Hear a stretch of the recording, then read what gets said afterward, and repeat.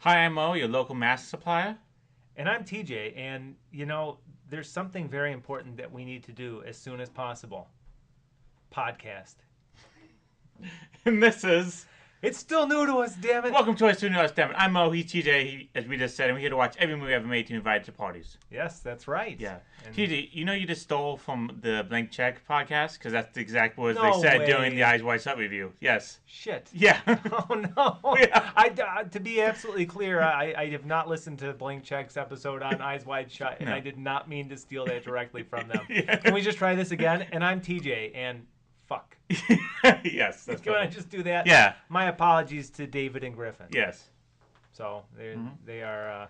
I bow to them, and in this case, definitely apologies.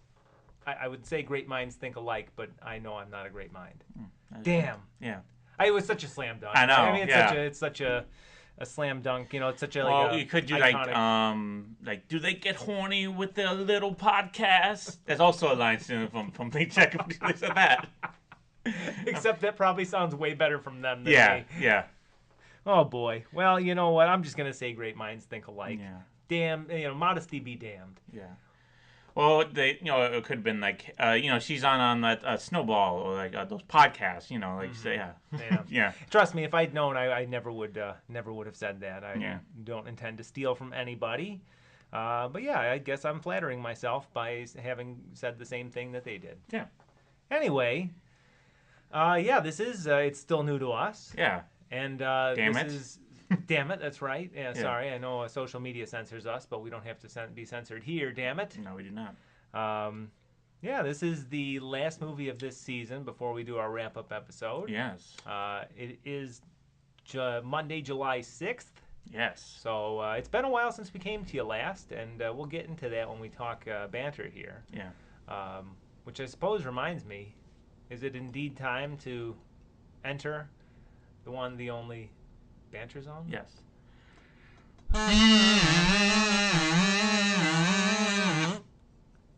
Yes, that was me, folks. That was awesome. That was great. Okay, TJ, how the hell have you been? I've been a mixed bag, man. I've been Yeah. a mixed bag. So the reason that we had to delay this more than I like to is a combination of just life being busy and alongside that a prolonged illness. I don't know what you want Is to there call that thing this. going around? That eclipsis or whatever it's called? The cyclosporiasis. Yeah, I think that's what it's Yeah, called. Is so it that? they Did you give get you that? That's pretty much the so without revealing too much, last Saturday, the night before, so like 2 Fridays ago now, Yeah. we had Irma's frozen custard. Yeah. Which I haven't had in over probably a decade, to be honest. Yeah, like a southern Michigan staple. Or at least Yes. around these parts. And it's delicious. Yes. But I haven't had frozen custard in probably a decade, and I woke up overnight very sick. Yeah. And I thought, oh my gosh, I've developed a lactose intolerance. Because, you can eat, some people with lactose intolerance, from what I read, can eat like Greek, like all I eat that's dairy really is Greek yogurt, and that Yeah. comes with all the cultures and probiotics you need to digest it. Custard is like all cream and, whatnot, so it's Yeah. harder to digest in some people. So I go, oh my God, I'm lactose intolerant. 2 nights later, Rachel, my girlfriend, she starts getting sick. And so we're like, shit, okay, so it's probably not that. Thought maybe like a norovirus or something. And sure as hell, like the next 9 days, 2 weekends straight, we've had this just irritating bouts of like loss of appetite, nausea. Mm-hmm. So like nothing upending or debilitating, but irritating and Yeah. ongoing, lingering. So she's actually the one going to the urgent care for the both of us. Yeah. And to figure out what we have and hopefully get some antibiotics to Yeah. cure it. Hopefully So- it's not that thing going around, which is also a Michigan staple, because I think it's only us and maybe another state that's being affected by this. I read a few of them. I heard Yeah. even south is Texas. believe it or Ah, not. No, it's really? exploding. But Okay. so it's from produce, and we eat a lot of fresh produce. The good news is not contagious. So Yeah. you don't have to worry about that or anything. It's technically a parasite. Most adults can just get rid of it themselves, but Yeah. it can take up to a month, Yeah. which is not fun. Yeah, definitely. So hoping to just kind of get this taken care of, and if that's all it is, we'll look back and laugh at it. Yeah. And all I can say is I'm never eating fresh vegetables again. Yeah, that's a From good here on lesson. out, it's just Yeah. frozen pizzas. Yeah. Well, TJ, enough about your disgusting body. Yeah. What are you doing in the terms of movies or TV shows or books? Well, actually, I would like to mention too. We did see The Strokes together. Oh yes, we did see couple the weeks Strokes. ago. Yes. And then Rachel and I took an impromptu trip because we had that Friday off for Juneteenth. Yeah. We took an impromptu trip to Cuyahoga Falls, Ohio to see them again. And it was in this charming little amphitheater in the middle of a national park. Ooh. It was awesome. That's cool. Not an advertisement in sight. Oh, fancy. But I say this all to just kind of state that maybe the Strokes gave us this. Yeah, I think my theory is that you went to see the Strokes and they gave you what you have. I don't know how, but somehow Julian Casablancas gave you what you have. I wouldn't put it past him. Yeah. What do you think of the show? It was great. I can't even say his name. Julian Casablanca is way cooler than us, and we should just die. Yeah. Yeah. That was my conclusion. Yeah, it's just like, yeah, this guy's cool. We can't compete with him. Just like we should just go in the ocean. Thundercat too. Yeah, definitely. Thundercat too. Yeah, Well, good. But it I'm was glad fun. It was a great, rousing show. I'm glad he made fun of that he's in Clarkston instead of Detroit. Yeah, that was great. What do you say? Yeah. A lot of great music comes from this city. Yeah. And by that I mean Clarkston. Yeah, I felt bad for Thundercat because it's like all these people here with this. Like, this is not like a dance crowd. This is all people who just want to get high and and like kind of mellow. Yeah. Very mellow crowd. True. And the same held true in Ohio. And I felt bad for him too because I also feel like that type of amphitheater setup doesn't bring out the best of Thundercat. Because what little I do know of Thundercat, I really like. And I'm not saying he was bad at all because he wasn't. No. It's just that crowd and that vibe of those outdoor amphitheater venues. I don't know. It just the crowd never got alive. And I know it wasn't his fault. He's incredibly talented. Yeah, it's true. Yeah. So, TJ, while in Ohio, did you go to Huber Heights, the home of the only Buc-ee's in the Midwest? Sadly, no, did not. But we explored the Cuyahoga Falls, like that national park, which was truly beautiful. It's on Indian land. Yeah. And for the record, that's actually the preferred term by a lot of tribes. Local tribes, even in Michigan, go by Indian. Native Americans, obviously, also very much respectable. Yeah. But I've been taken to say for a lot of parts of my job, I actually have to correspond with local Michigan tribes, just to at least run. Like anytime we do a ground disturbing project, you have to run it by them. Say, hey, we're doing this. Do you want to have any input? And in Warren, Michigan, they always say no. We're not on any lands, sacred lands or anything, or meaningful lands. Yeah. But we have to give them the option to be consultants, right? That's cool. And all the tribes that we work with, they all it's the Grand Traverse Indian tribe, the Nottawasapi Indian tribe. So that's how they identify a lot of them. Yeah. And anyway, I say all this just to say that the Cuyahoga Falls National Park was absolutely beautiful. And like I said, in the middle of it is this amphitheater, like a pine knob. Yeah. Right. But that's just such a small part of it. So we went back the next day and did some hiking. Beautiful stuff. We disc golfed and then ate at like a really cool little German Spätzle house. Ooh. Yeah. That's cool. It was delicious. Yeah. Good trip. But yeah. Well, TJ, if you love Ohio so much, TJ, if you love Ohio so much, you should just marry it. Okay. Trust me, I bashed it the whole way there. Yeah. It's like, good. Stupid Ohio. Stupid Ohio. But then we're driving on the, I'm like, stupid toll roads. But then we're driving, and I'm like, there's not a billboard in sight. I love this. Yeah. I love this. Not a slip and fall lawyer billboard anywhere. Yeah. Anyway, aside from that, still reading Dune 4, God Emperor of Dune. That's cool. This is once things have gotten really weird in the timeline. Yes. It's 3.5 millennia since the initial Dune story. Things are getting really weird. There's some half human, half worm stuff going on. Fun stuff. Yeah. Aside from that, I will say the bright side, this sickness has gotten me to slow down a little bit. So aside from our movie that we'll talk about today, I watched a couple other Kubrick movies that I had. Yeah. One I hadn't seen and one I hadn't seen since I was a pretentious high schooler. The one I hadn't seen before was Lolita. Yeah. Which I am astounded how well he took that source material and made a convincingly, I don't want to say funny, but it's darkly humorous. Yeah, that's true, yes. It's very darkly humorous, and I know that's the point. But how well he took that and made it so that, like, you feel dirty watching it, but you don't feel like there's at least vindication for her and, vindication on the other end for the people that do her wrong. Yeah, definitely. Like, it was about like, his name's Humperdinck, right? Or something Humbert, like that? Humbert. Humbert. And it was about 30 seconds into the film that I realized this was not a good guy. No. Neither was Claire Quilty, played by Peter Sellers. Yeah. Although I will say he was magnificent fun. He was great. I love all three roles he played. That was great. Yeah. Peter Sellers is awesome, man. Yeah. What a great actor. It's a shame he passed so young. Yeah. But Lolita was good. That was a good movie, and goes to make that argument that any source material can be filmable if you just approach it the right way. Yeah. And from what I understand, the book is not at all funny, like not at all Yeah. funny. So Kubrick that's kind of his MO. We've talked about it in this. Yeah, before. isn't it his like? Well, let's see, like not to compare him to these other filmmakers, but like the guys who made Fargo, your favorite, Coens, yeah. the Coens, they like assholes, but like to make fun of assholes. And my guess, while going through his filmography and watching all his movies throughout the years and stuff, is like Stanley Kubrick's like, the world's an asshole. I'm going to show you how bad everything is. Yeah. And he's just like, I'm just going to show you. Like, everybody's an idiot. There's no stopping it. It's kind of like Robert Altman. He's very mean, especially in MASH. Like, but he's very mean in all his movies. Like, there's some underline there that everybody's just an idiot, Mm-hmm. But yeah, that's my reading towards like a lot of Stanley Kubrick's filmography. Sure. Yeah. Yeah, and I think he's holding up a mirror to society in some ways. Yeah, or at least... that were very ugly and not fun and not nice. Right. Yeah. And yeah. And we're really fucked up. But he does it in a really entertaining way. Yeah. Whether he's covering the Vietnam War or a homicidal dad trying to kill his family with an axe. Yeah. He does a good job at just making you entertained by despicable people. Yeah. The other movie of his I watched, and I hadn't seen it, like I said, since high school, was A Clockwork Orange.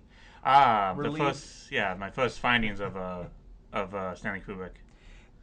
Mine too, actually. I think that's like a lot of young kids. Just like what's the most fucked up shit ever? Because you just and yeah, I found it by looking up Simpsons episodes, and I was like, "What's the Clockwork Orange?" So I read like references, and I was like, "Oh, what's that?" And I clicked it, and I was like, "Oh, what is this?" And then I looked it up, and I was just like, "Whoa." Golden Age Simpsons has so many references to Kubrick.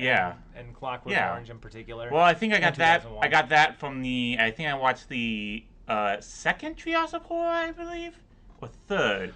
One where Bart dresses up like one of the gang members. I think it's the third one. Yeah. Yeah. Yeah, he's got the eyeliner and everything. Yeah. Yeah. He's dressed as a droogie. Yeah. Well, it could have been that Bravo episode, the Bravo show, like 100 Scariest Moments, and they showed like Oh sure, singing in the rain. Singing in the rain, yeah. Yeah, it's one of those, and again, it's another. He's very good about like, is it darkly humorous, that movie? Like, there's a tongue-in-cheekness about it. Like, some of the most horrific shit. And you're right. I feel like a lot of high schoolers seek it out because it's so edgy. Yeah, well, that's all these movies. I mean, we'll get into it later, but one reason why this movie is very like infamous is because of the scenes in it, and the reasons why a lot of people look it up. But, Sure. I mean, and yes, I would say this movie is cruel in a different way than Clockwork, or it studies cruelty in a different way. Right? Whereas that one's all about just, intrinsic cruelty, like are children born, the whole classic debate, are children born evil, or what, or does the world make them evil? That one shows young people as evil just naturally or something. This one's a little different. This one's a little more about interpersonal, maybe evil, or at least trying to make societal evil, or like something like that. That too, yes. Yeah. I haven't watched that one in a while. I think since 7th grade, actually. I remember I got it on Netflix on like a DVD. 7th grade is about the right time to watch exactly. Clockwork Not Orange. knowing what it's about and anything like that. Either that was his first, or The Shining, or 2001. Very disparate movies, very different. Yeah. Very disparate experiences, I should say. True, yeah. I haven't watched it since. I did buy a Blu-ray of it a while ago. I still have it in my closet, so maybe I'll bust it out one day, but... Still very good. It's just you have to... I want to make a correction when we talked about Barry Lyndon. I know nobody will know this. Yeah. But and we make a lot of mistakes. When I say a lot of mistakes, I mean a lot of mistakes that we fix at all. So I know. Yeah. I'm sure about it. When we talked about Barry Lyndon, though, I mentioned that Patrick McGee, the guy that plays his gambling partner, partner in crime, I said that he played Alex's dad. No, he plays the husband of the woman that Alex. The one that takes him in later and discovers who he gets crippled by Alex's gang. So that was a minor correction. Not that anybody cared. Yeah. Other than that, though, we saw Toy Story 5 as well this Hooray! weekend because we were both like sick, and we were just like, well, the movie's nice and air conditioned. Did you discover the evils of technology? It does a very good job at showing that technology is not necessarily evil. It's just that we have to learn how to balance our lives with it. Huh. Yeah, I mean, nice. Toy Story is one of those series where, like, I can also, like, it's such a cash grab, right? Yeah. I mean, even from the very beginning, and I'm saying that as an admirer of it because the first movie's brilliant. I think, Yeah. to be fair, I think they're all very very Yeah. strong. First one, then But the second one, then Right, I'm but just- there's a whole meta thing here though, where like the first one was a brilliant movie Yeah. and a brilliant marketing Yeah. tactic. I mean, you're selling toys. Yeah. That these characters are toys. It's a built-in strategy, Yeah. right? Built-in business. But to carry that across 5 different movies, each of their own merit, like with their own merit, Yeah. it's very impressive. That's Very true. impressive. Yeah, I mean, people thought after the Toy Story 3 it was going to go downhill. Well, Right. people thought Toy Story 3 was going to go downhill, but Sure. people love Toy Story 2. People say that's the best one out I of love all Toy of them. Story 2, man. Yeah, it is good. I remember it came out. It was sponsored on a juice box. I got the juice box. It was like Nice. a giant juice carton, and it was like, oh, Toy Story 2. Boom. Very strong stuff, Yeah. man. Anytime you have Kelsey Grammer as a villain, you got something something good That going. is true. Yeah, and also the Lightyear movie, which was bad, which they couldn't Oh, base yeah. off the Lightyear TV show for some reason. I don't know. It was really It is weird. weird, yeah. It was not good. Don't look up the Lightyear movie. Just watch the Buzz Lightyear and Star Command TV show. That show was awesome. It was Wasn't awesome. it what's his name? Patrick Patrick Warburton, yeah, yeah, and Nicole Parker from Mad TV. Neil Flynn, you ever watch Scrubs? Ever seen the janitor? Oh yeah, sure. Yeah, sure. he played Larry Miller. Nice. Was a robot, and also the guy who played Flounder in Animal House. Oh, that's funny. Yeah. Nice. Yeah, definitely. Yeah. So that's good. Anything else, TJ? That's all I got. That's all? Okay. I have a ton of stuff, TJ. Well, So much lay it on me. stuff you won't even believe it. As said, today is July 6th, which means the month is July, which means it is the most important time of the year, TJ. It is the Criterion 50% off sale. Woohoo! Ooh. At all Barnes & Noble's Realty stores and also on Criterion.com, I believe. All Criterion DVDs are 50% off. That's a So if you're an insane person like me, it's probably going to go every weekend and buy 5 movies worth $127 each. Not each, I would say total $120, probably each. Now's your time. Okay? Now's your time, people. Now's your time, people. It's your time to go crazy, okay? This is once in a lifetime. Well, not once in a lifetime, but you just got to do it. So do it. Buy DVDs. Buy them. Buy them. Consume. Consume. Physical media. It's back. Hey, physical Buy it. media is Buy it. very important. That's to, true. To curate That's true. where you can. All right, Tuesday, it's not time to go over the DVDs that we'll probably do in a future episode because I will definitely be like, I haven't watched these in 3 years. Let's just watch them now. Let's do it. Let's do that. Number 1, Hairspray, John Waters classic. I am close to completing my collection. I still don't have Multiple Maniacs, which I must get to complete my Criterion collection of John Waters. But I'm excited about this. My favorite part of this movie, I've seen it before, is the girl who plays Penny. John Waters in it, and her parents don't want her to date a black boy, so they bring her to a hypnotist, and John Waters plays the hypnotist, and he gets like a spinning wheel with like the hypno wave in it, Yeah. and it's just like, don't date black people. Jeez. The funniest part of it, yeah. Nice. And also Debbie Harry, for some reason, like her daughter has a zit, and she pops it for her. Oh, It's really disgusting, but I love it. hey. Yeah, so check out Hairspray. It's classic. I have never seen the musical. But I've Okay. always watched the classic. One day you will. One day I will. Number 2, Desperate Living, another John Waters classic. This one is without Divine. I have not seen this one. I do know that someone becomes a dinner, and they are turned into a giant chicken, Wow. and they're eaten. Wow. That's all I know. So I cannot wait to watch this. This is going to be hilarious and disgusting. Yes. Sounds good. Mm-hmm. Can't wait. Cannot wait for that. Number 2, movie I have no idea what it is about, but directed by Ernest Lupsitz, which I am excited about because I do love To Be or Not to Be. Not the remake with Mel Brooks, where he raps, right? Yeah. Yes, that's true. It's called Clooney Brown. I have no idea what's it about mostly.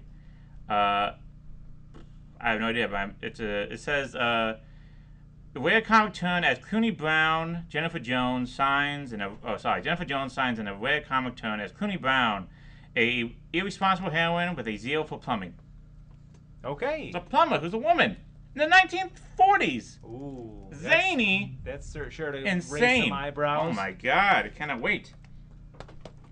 Number 2, this one I am excited about. Well, I'm excited about everything. I have Lynch and Oz, a documentary on David Lynch and the movie The Wizard of Oz and their connection to each other. Okay. So, I haven't watched it yet, but I'm pretty sure every movie he's ever made is somehow connected to the Wizard of Oz, like in some way or form. I don't know how, but definitely Wild at Heart, but in other ways also. Yeah. So yeah, so I'm excited to watch this documentary and see what connects everything to Oz. So Heck yeah. Yeah, especially Very David Lynch. nice. Let's see, number 5, I believe, House Party. Oh, Bonafide classic. Bonafide classic. I've always wanted to watch this one. I gotta watch this one, Juice. I think those are the two I really need to watch. But I need to watch House Party. This one's awesome. As you know, Kid and Play made a movie in the '90s. This is it. This is probably the best like house party movie of all time. Like if you think party movie, this is it. So I'm excited about it. This. Very nice. Okay, and the last two I did not buy during the sale, but I bought them anyway because I saw them. Twin Peaks: Fire Walk with Me. Ooh. And this has the 90 minutes of Twin Peaks missing pieces. Very good. I'm excited to watch this again. I still am not. I promised last time I watched the last 3 episodes. I have not. But we haven't had well, this is the David Lynch talk. This is the recommended David Lynch talk in all episodes of the show. You know, where we just talk about the obligation to talk about David Lynch in some shape or form, no matter what. Yes, so I'm excited to watch this again. I'm excited because last time I've seen this, it was before like everybody like said like this is the best David Lynch film. Yeah, we're actually going to. This has a lot of similarities to the movie we're watching today, but I'll go into like how I think it has a similarity or not. Sure. And the last one, this one I've been dying to see for years, but I've just never found a reason or like a good time to watch it. A History of Violence. I've heard good things. Yes. This is Viggo Mortensen. Yeah. I think David Cronenberg. Yep. Is going to be Rick's. I've always seen the clips online. The most famous one is when Viggo Mortensen and Maria Bello have sex on the stairway. So I'm very excited to see. Is this very violent? Very, very this. Well, of course, the history of violence, but yeah, I just can't wait to see it. So yeah, sounds like a fun sex romp. Yeah, it does. Yeah, it's a very fun sex romp. Yes. If you like Viggo Mortensen, if you like that movie, yeah. you should see Texas Chainsaw Massacre 3. Which one is that? That one's not Generations. Oh no, it's called Leatherface. Texas Chainsaw Massacre 3. That's good. I'll check it out. You should see it, and that's why they made him like a big, burly, bodybuilder. Cool. Yeah, so that's my Criterion DVD collection. If we do a show next week, I'll definitely buy more DVDs and be like, Mike, you have 5 more? Yes. They cost a lot of money? Yes, they did, even though they were on sale, but I still did it anyway. So, yeah. Might as well stock up now while physical media is still allowed to exist. That's true, because it's going to go away very soon for one particular system. So yes. Yeah. Books. I'm reading a book called Charles Bukowski's Ham on Rye. Ham and Rye? Ham on Rye. Oh, sounds good. It's a very sad book about a guy named... He's like a pseudo character for Charles Bukowski. His name's Henry. He's another character in his books, Bukowski's books, but we're just going through his background, and it's really sad. Like he was born in like the 1922. His father sucks. His mother sucks. His life sucks. Right now, all the kids hate him. Oof. He's good at sports, but his father won't let him play with other kids. Damn. Yeah, turns out it's just right now it's really sad and really sucky. Yeah. And I'm like, okay, that's not great. So yeah, it's going good. There's one incident where he was playing with kids as football, and his father saw him, but instead of like saying keep on going, he said, "Come over here," and just made him just like work on the yard the whole day on Saturdays, so he can't play anymore. That sucks. When his father was cheating on his wife with a lady he was delivering milk to, the lady came over, and the mom caught him, and then they just, he said he'll kill him, but he just slapped him on the ear and he knocked him down, and he was in 4th grade. Oh. And and his father beat his mother, and they never spoke about it again, and they're still together. So that's terrible. He hates his parents. He doesn't love them at all, which is understandable because they're terrible people. Cracks me up when the older generation says that we're soft, and it's like, no, we're just emotionally intelligent. Yeah. And we don't fucking do shit like that to one another. It's terrible. Yeah. Not typically. Yeah. Which is funny because the guy is very prudish. He's very like righteous and stuff like that, but he's a coward and an asshole. Yeah, a lot of people, they have that. He hates drunks, coping mechanism or something. And also he's racist, so he sucks. Real winner. Yeah, he sucks a lot. Also, to go to bed at night, I listen to Hardy Boys mystery books. Nice. Yeah, I just need something simple, just to follow. This audio was created with async.com. history books. Nice.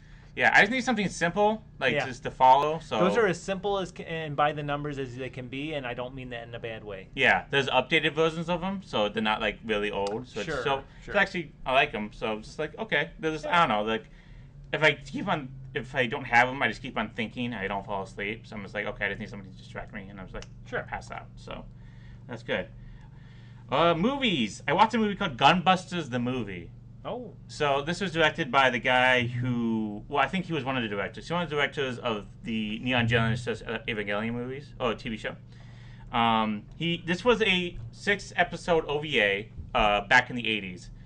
So it makes sense because this movie is just like the 6 episodes spiced together and try to make as much sense as possible, which it kind of does, but it kind of doesn't because sometimes I'm very lost. I'm like, who is this character? Why is she here? Is it a love story? I didn't know.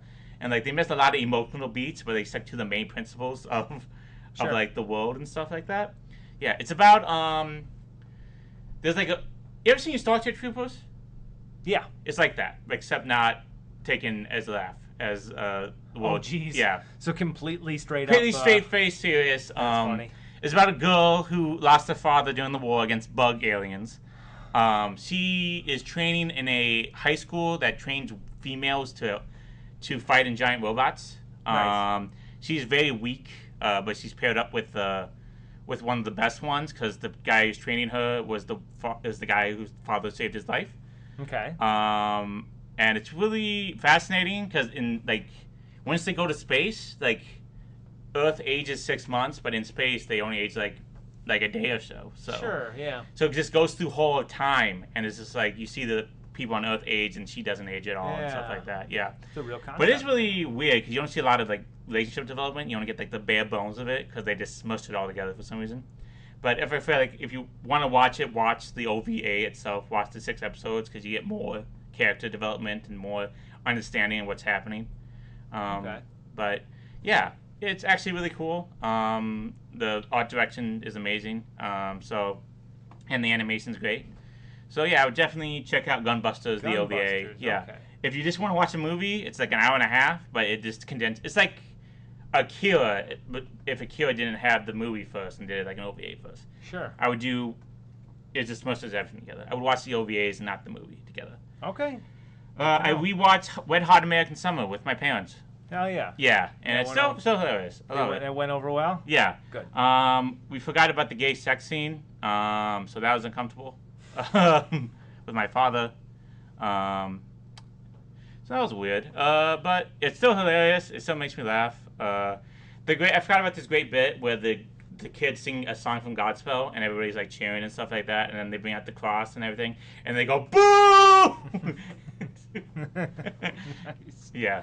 It's great. Definitely check out Wet Hot American Summer. It's 25 years old, I believe now. Yeah. It's something going to like be that. released again in theaters, I think in September, so definitely check that out. Really? Yeah, That'd be fun to see. definitely. And I had to watch I usually watch like action movies with my father, so I put on Rumble in the Bronx. Oh, cool. Jackie Chan's first Yeah. U.S. Yeah. film. Yes. It's still great. It still has the same great action as always, so yeah.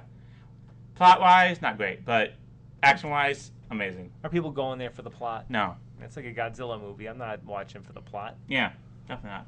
TV-wise, recently, let's see, I believe it is IFC did a Tales of the Crypt marathon. Nice. Yes, I recorded a bunch of those. It's a quality and it was show. fun. Yeah, quality Yeah. show. I watched one where it was Will Wheaton and Kevin Dillon. They're in like fraternity together. Will Wheaton's a pledge, and they're like torturing them. He made Will Wheaton the shit off his shoes. Damn. But there's like the reason he's in it is because all the hot girls and stuff. So Mm-hmm. the last thing they have to do is go into like a haunted mansion. And Kevin was like, "Oh, I've set it up," but really, you don't know is that the girls in the sorority are actually ghouls Whoa. for the DOA fraternity, dead on arrival. Dun What? dun dun, and I they wouldn't eat wanna- them. I wouldn't want to join that. I know, fraternity. it's scary. Yeah, Yeah, it is. it's great. I loved it. Good. NBA wise, the Knicks won. Yeah. We Nothing can't we make can do fun but of them accept anymore, it. so that sucks. You know, I'm so torn because like I have nothing against that team, and frankly, after the Spurs blew the historic Game 4 Yeah. lead, Yeah. You know what? I have no sympathy for them. It really was like this men versus boys. You can see like Yeah. how they the Spurs like they got there, but they didn't know how to They do got it. gassed every game. Yeah. They had a double-digit lead in every freaking game. Yeah. And just couldn't close. Yeah, it really was. And I can't hate on that Knicks team. It has long been fun to watch the Knicks fan base suffer. I hate to say it, but I know. it has It's been. so much fun. They destroyed some of the city, but you know that's Whatever. expected. It'll I mean, happen. people thought it'd be worse, but Hopefully we're safe for another 50 years. yeah, that's true. God, So. it sucks. Yeah, it does. I know. For agency-wise, for the Pistons, it's Yeah. not great. It's been okay. Got Isaiah Joe. Guys, there's Joe. Let's see. The Kings just waived. What's his name? Oh my God, DeMar DeRozan. So maybe we'll Yeah, get that's him. right. I saw that. Even though if we get him, I want to be like, hooray! Yeah. I don't know. We're still in it for LeBron James, though, right? That's yeah. Right? LeBron can't wait to get to Detroit. Yeah, exactly. Rumor Kevin Durant may want to come here. We would I have to heard trade for that, him. yeah. I would only trade draft picks and not young players for him. Yeah, same. So I'm just like, after a while, like, okay, you're not going to get any more young players. You're like, you've been traded too many times, and you've now 38, almost 38 years old with and you can't play like high minutes. So, Right. So yeah. Yeah, so I don't want to trade draft picks. I just want to trade like draft picks for him if we ever actually do that. It's but fair. I mean, just kind of try and mortgage the future for a That's true. championship now. But also possibility he'll do what he's done to every other single team he's been on and destroy the whole franchise from within. That's So, always a possibility. So he'll just create new burner accounts and yeah. Him and Yeah. his burner accounts. Yeah, so- Imagine being that talented and that thin-skinned. Yeah. It's so funny. Yep.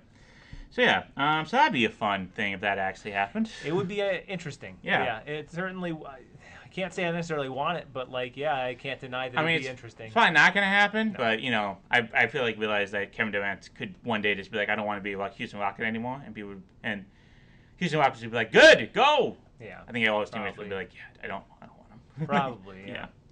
Yeah. So that's fun. Also, I think the last bit of news is wrestling. Yeah. AEW Forbidden Door happened, and it was great.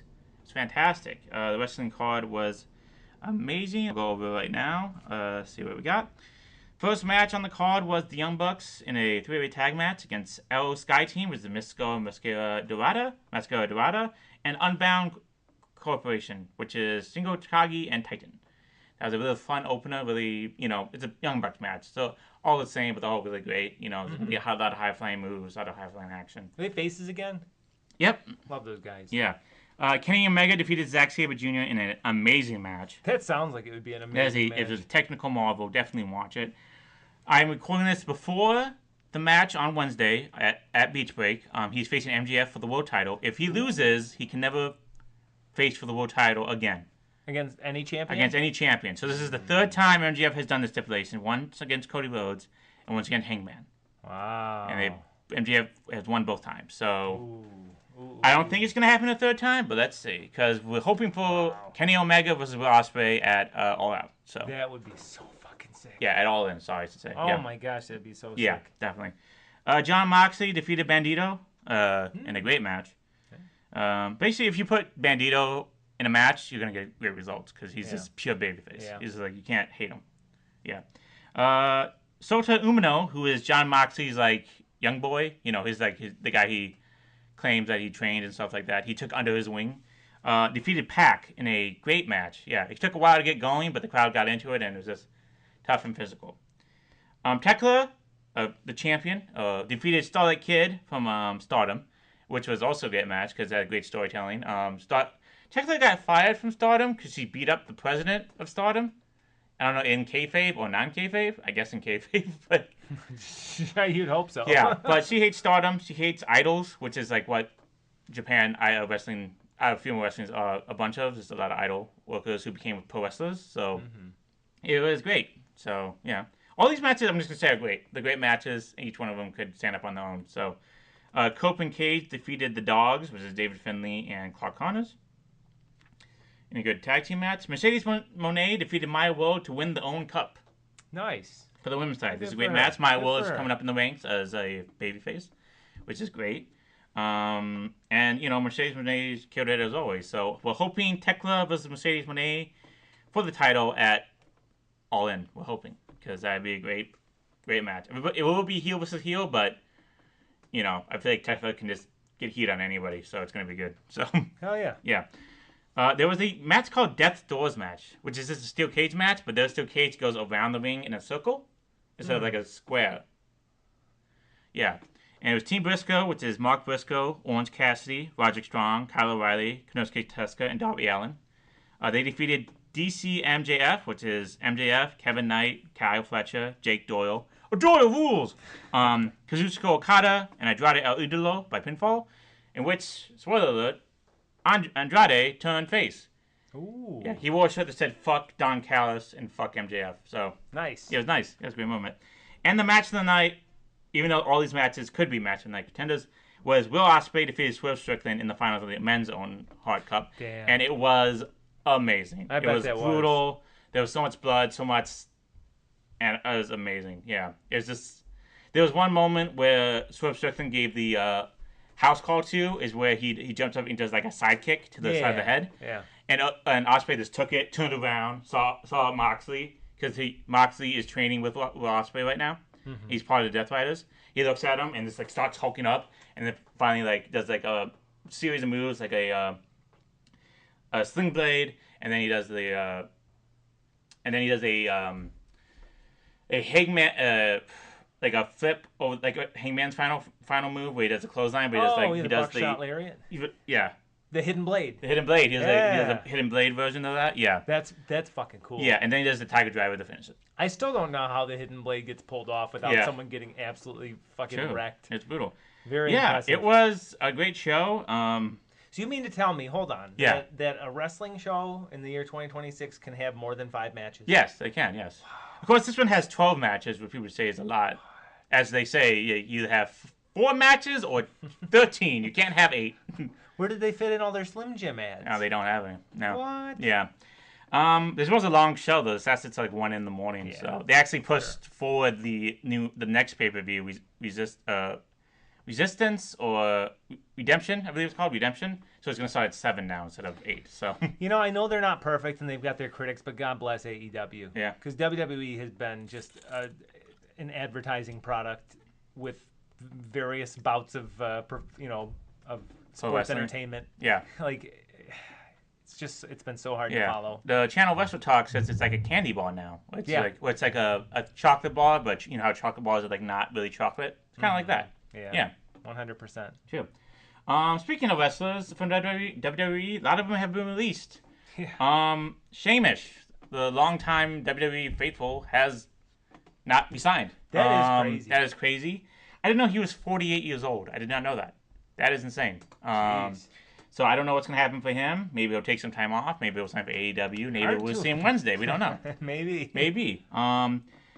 New Day and Motor City Machine Guns were released. There's this word that they're going to sign with AEW, so that's going to be fun. Yeah. WWE just had 2 of the best tag teams, and there's like... That'd be a big haul. Yeah. Definitely. So yeah, wrestling is going good right now. If you love WWE, I haven't been watching it, but Grande Americano, or Chad Gable, as we now know, because we did not know he was a Grande Americano. That was a hell of a twist, yeah. Is doing great. I think that's the only reason you should probably watch. Well, like either him and Danhausen, maybe, because I don't know what's going on in the world title scene. I know like the family bloodline is still going on. Some of it I heard okay, good. A lot of it's like not great because it keeps on going. I know. Didn't we say everything we needed to say with the bloodline? I don't know. Maybe I'm shortchanging it. And, another great thing: Sami Zayn's now the WWE champion. That is great. Definitely. That was a surprise when you told me that. Yeah. Good for him. That is amazing. Yeah. Good Thing for we've him. wanted all the time I've known him since like I started watching again in like 2018 or something. El Generico. El Generico is now world title. The blackest man in Arkansas.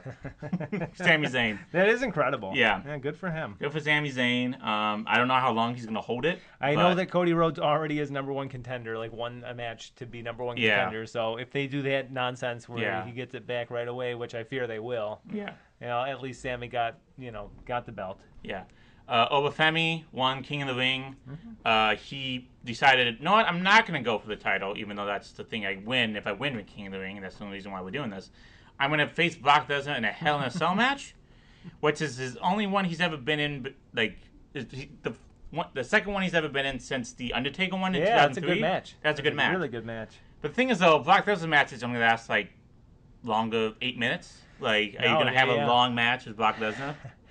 It's weird to think he had a really good Iron Man match with Kurt Angle back in the day on SmackDown. You remember that? And now he's just like, I'm just gonna. I think he can still do it, but it's just like we haven't seen it in like over a decade. So it's just like, he just doesn't want to. Yeah. So that's So that should be interesting. It does kind of devalue the King of the Ring thing, but hey, that's all right. Okay. Yeah, and that's mostly it. That's all I've been paying attention to, I believe. Very good. That's very good. Very comprehensive, Mo. Yeah, that was a long one. We've gone for 40 minutes. We still got to talk about the movie. Oh my God, there's a movie. There's a movie, and and it's not a Barbie movie, so we just can't skip over it like we do for those. Yeah, I know. Yeah, that's true. This is when we actually have to pay attention to. to Stuff to talk about. I know. Yeah. Whatever. Well, I hope you enjoyed our banter time. I think it was okay. It was definitely comprehensive. That was, yes. We didn't do the David Lynch corner a lot, but we did talk about David Lynch, so it was that was. We did check that box at least. We did check it. Yeah. You didn't do your homework though. I didn't. Just to watch. Yeah, I didn't. I didn't watch any of the Twin Peaks episodes. Yeah, I didn't do that. Yeah. You don't know who Miss Twin Peaks is? No, I do not. No. That's okay. You'll find out soon enough. I will. Yeah. Yeah. Well, I guess if that's out of the way, then we can segue out of the banter zone. Yeah, and talk about the movie. Yeah, this goofy ass movie. Yeah, all right. Yeah. Well, in that case, let's take the off ramp and exit the banter zone. Yeah.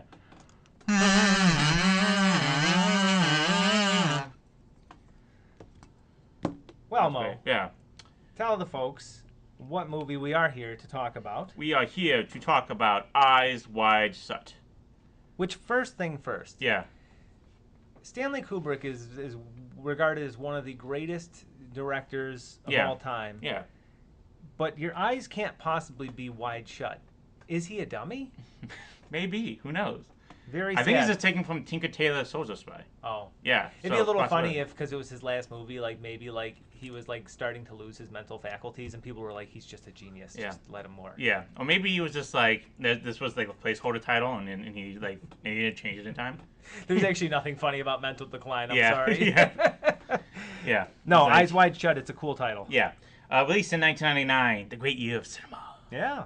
Yeah. Directed by Stanley Kubrick, I guess. Yep. Who is not blinking, whose eyes are not wide shut in his Wikipedia photo. Bullshit. By the way. Yeah. That should be.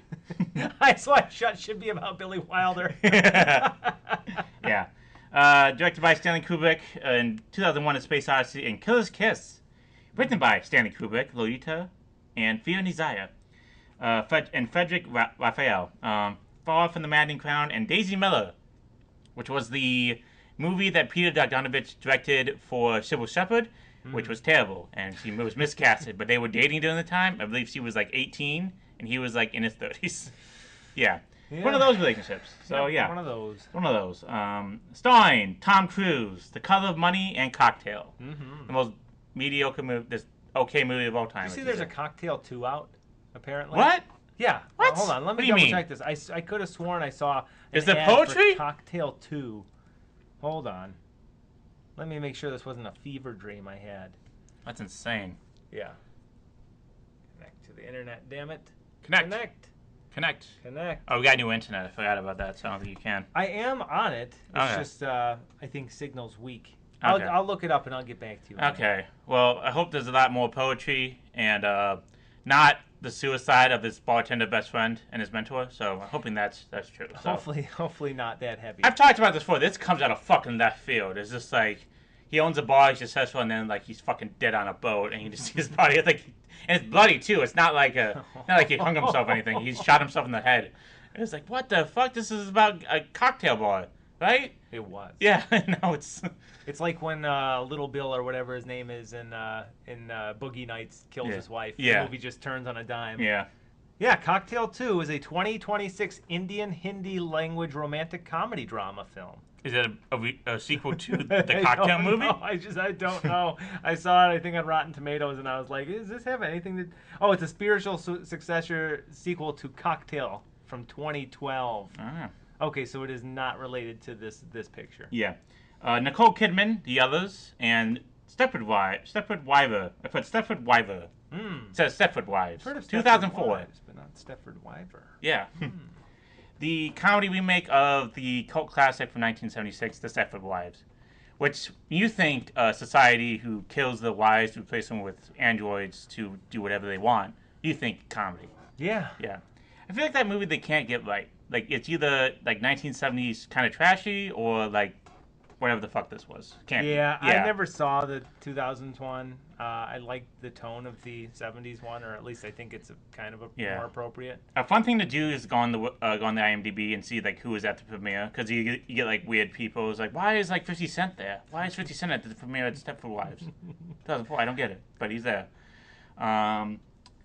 Yeah. I'm gonna see this movie. Like that trying. It's like when I read about like Taylor Swift's wedding.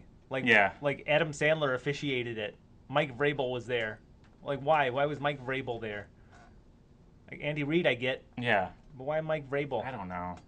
Some of the other celebrities you see, I won't go into it. We don't really care that much about the Taylor Swift wedding, but I do say the girl who wants a very private ceremony decides to have it at the biggest venue of all time, and it says something, you know? Do you think she had it the day before 4th of July because they had cheaper rates then? Maybe. She could save some very money? Expensive to rent out Madison Square Garden. I would imagine so. Yeah. And Sidney Pollack, Husbands and Wives, and Maid of Honor. Mm-hmm. Yes. And Marie Richardson, In the Presence of a Clown, and Sunday's Children. Yes. It was based on Tumanville by Arthur Sitzniller. Or Dream Note or Dream Night. It was called Dream Night. Yeah. That's what's the American title. Trom Novelle. Yes. Yeah. Okay, TJ, you chose this movie. What's your history of Eyes Wide Shut? I knew pretty much nothing about it other than it was his last movie. Yeah. It starred Tom Cruise and Nicole Kidman, who are like, just in hindsight, you see like those are like the least. Like those are the least Kubrickian actors I could possibly imagine. Well, he has a history of this. I mean. You know, well, of course we did Barry Lyndon with Ryan O'Neal. Ryan O'Neal, yeah. The guy, like, when people say, like, you can't do a period piece with some actors, so have you seen an iPhone? Like, for the 1970s, that was Ryan O'Neal, because it looks like he's from 1975, so it's just like... True.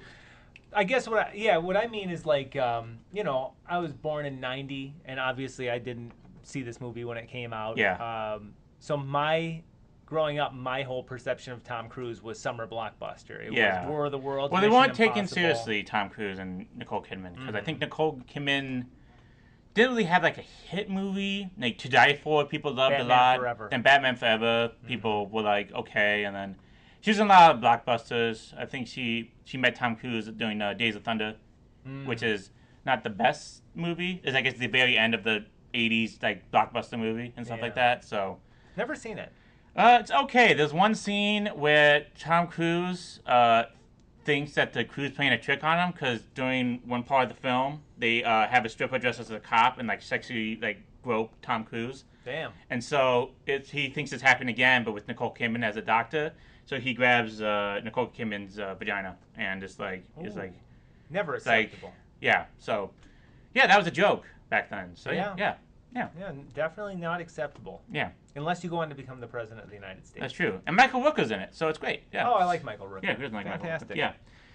Yeah. But yeah, I knew nothing about it until years later. I mean, I'd heard the name Eyes Wide Shut. It's kind of unique and obviously. Well, it's it's very famous for that one scene, and every teenage boy has looked up that one scene. So it was just like for real. Yeah. So. I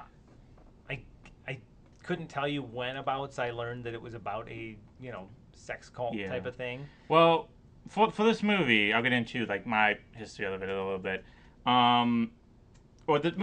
Let's get into like what happened when this movie was released. So, Kubrick died 4 days after he put the final submission into Warner Brothers. He didn't see it released, unfortunately.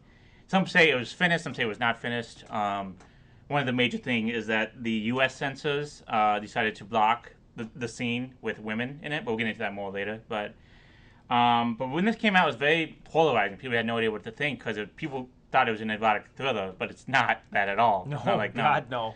By 1999, the erotic thriller was dead. I mean, Jade was probably like the last one in 1996 or something like that. But This audio was created with async.com. Jade was probably like the last one in 1996 or something like that. But after like Body Heat and like the rise in the 80s and early 90s, the mid 90s were like Body of Evidence, like some of the worst movies you've ever seen before in your life. And it's just like. Are you saying that the genre had gone flaccid? Yes, I have been saying that. Yeah, and it was marketed as that. It was not that at all. This is actually a very different film. But yeah, some people were disgusted by the one scene we will talk about, and some people weren't. But now has become like revitalized again, as people say, his best film. You have to imagine this hit harder before the Epstein files. Yeah. You have to imagine Definitely. This movie hit a lot I like to harder. think this is what Epstein thinks he was doing, but it was not. Like, Yeah, he thinks he's like running like a secret society all in mass, but really it's not. It's just a creep. Disgusting people. Powerful creep with a bunch of other powerful creeps. Yeah, and we'll go into that because it's basically what the movie is kind of saying with these parties. But yeah. That's why I was saying it was kind of like Fire Walk With Me, because like back when Fire Walk With Me was released, people were like, "Oh, David Lynch is done. Like he's done. Like what is this movie?" And people were like that for unfortunately the last film of Stanley Kubrick, because he couldn't really face the critics or anything like that. So it's true. People were like, "Oh, what is this? This is like his weakest film in years," and people are now just rediscovering it. It's like, wait, maybe this is his masterpiece. Maybe this is the best movie he's ever done. So yeah, so people are doing that with Fire Walk With Me also. So yeah. Absolutely. So that's that connection right there. So Eyes Wide Shut, like many film kids back in the high school, you look up, like one of the first directors, you look up Stanley Kubrick. Like, what did he do? Clockwork Orange. You look up 2001: Space Odyssey, that stuff. Then his last film, like, what's his last film? Must have been amazing. Like Eyes Wide Shut. What is that about? And you see the mixed reviews. Like, is this good? Like, I don't know. But then, I guess we'll get into it right now. Yeah, it's good. Would I say it's his best? I don't know. I don't really know how to feel about this movie. I find that with a lot of his movies on first watch, actually. Actually, let me rephrase. I felt that with Barry Lyndon, and I felt that with this one. Yeah. I guess the other ones I kind of... Oh, in 2001, when I was younger, I was like, okay, this movie was kind of boring. Yeah. But then the older I got and watched it again, I'm like, okay, this is actually a masterpiece. It's not meant to... Like, because, I was raised on, like, Star Wars. Yeah. It's not Star Wars. Yeah. It's a piece of art. It's a moving piece of art. Yeah. And it still holds up unbelievably today. And you have to kind of put yourself in that mindset. Like, people didn't know what space and space exploration would look like. Yeah. He kind of defined that with that movie, right? Mm-hmm. What motion pictures would show space looking like. Yeah. So I do know what you're talking about, and with this movie particularly, it took me a few days. Like, I knew that I had seen something special. I like this movie. Yeah. I think it's very good. I wouldn't say by any means it's his best. I like a handful of his movies better. But I definitely had to sit with it for a while before I concluded that I thought it was really good. Yeah, I think it's like a David Lynch. Like we bring up David Lynch a lot, but like all his movies are great. Like it doesn't really matter which one is your favorite. Like they're all going to be considered great. Like it doesn't matter if you say The Straight Story is your favorite movie of David Lynch. People are going to be like, yeah. Yeah, how can you argue? If you say like I don't know, if you say like Path of Glory is your favorite Kubrick film, people won't bat an eye. Fantastic movie. Yeah. The Killing, fantastic. There's only 2 movies now of his I haven't seen. There's The Killer's Kiss or something. Yeah. And then what was the one you mentioned? Fear and Desire. Fear and Desire. That's Which the is other 2 one. movies he disowned. Correct. Because it was like way before he even got any credit. Yeah, so he wasn't an auteur yet. Yeah, so it's just like he's just like these are just movies I made just to get into the business. But yeah, after this season, those are the only 2 I haven't seen. Yeah, which is pretty cool. Yeah, just I don't know. I feel like this is like I feel like I should have watched these like earlier or something. I don't know what I'm saying. No, it's okay. Sometimes you need some time to sit with it.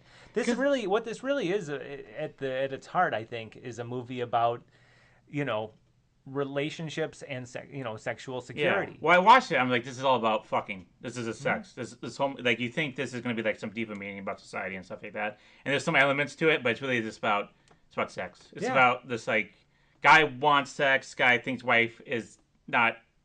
White guy's wife thinks that guy is not good at sex or something like that, and it's like, yeah, I'm gonna show you.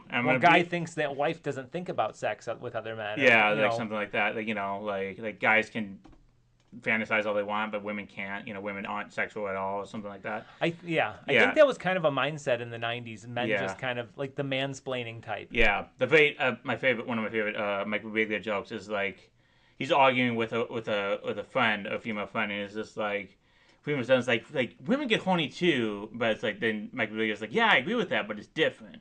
And he says, and she asks why? It's because have you ever tried jerking off while driving a car? And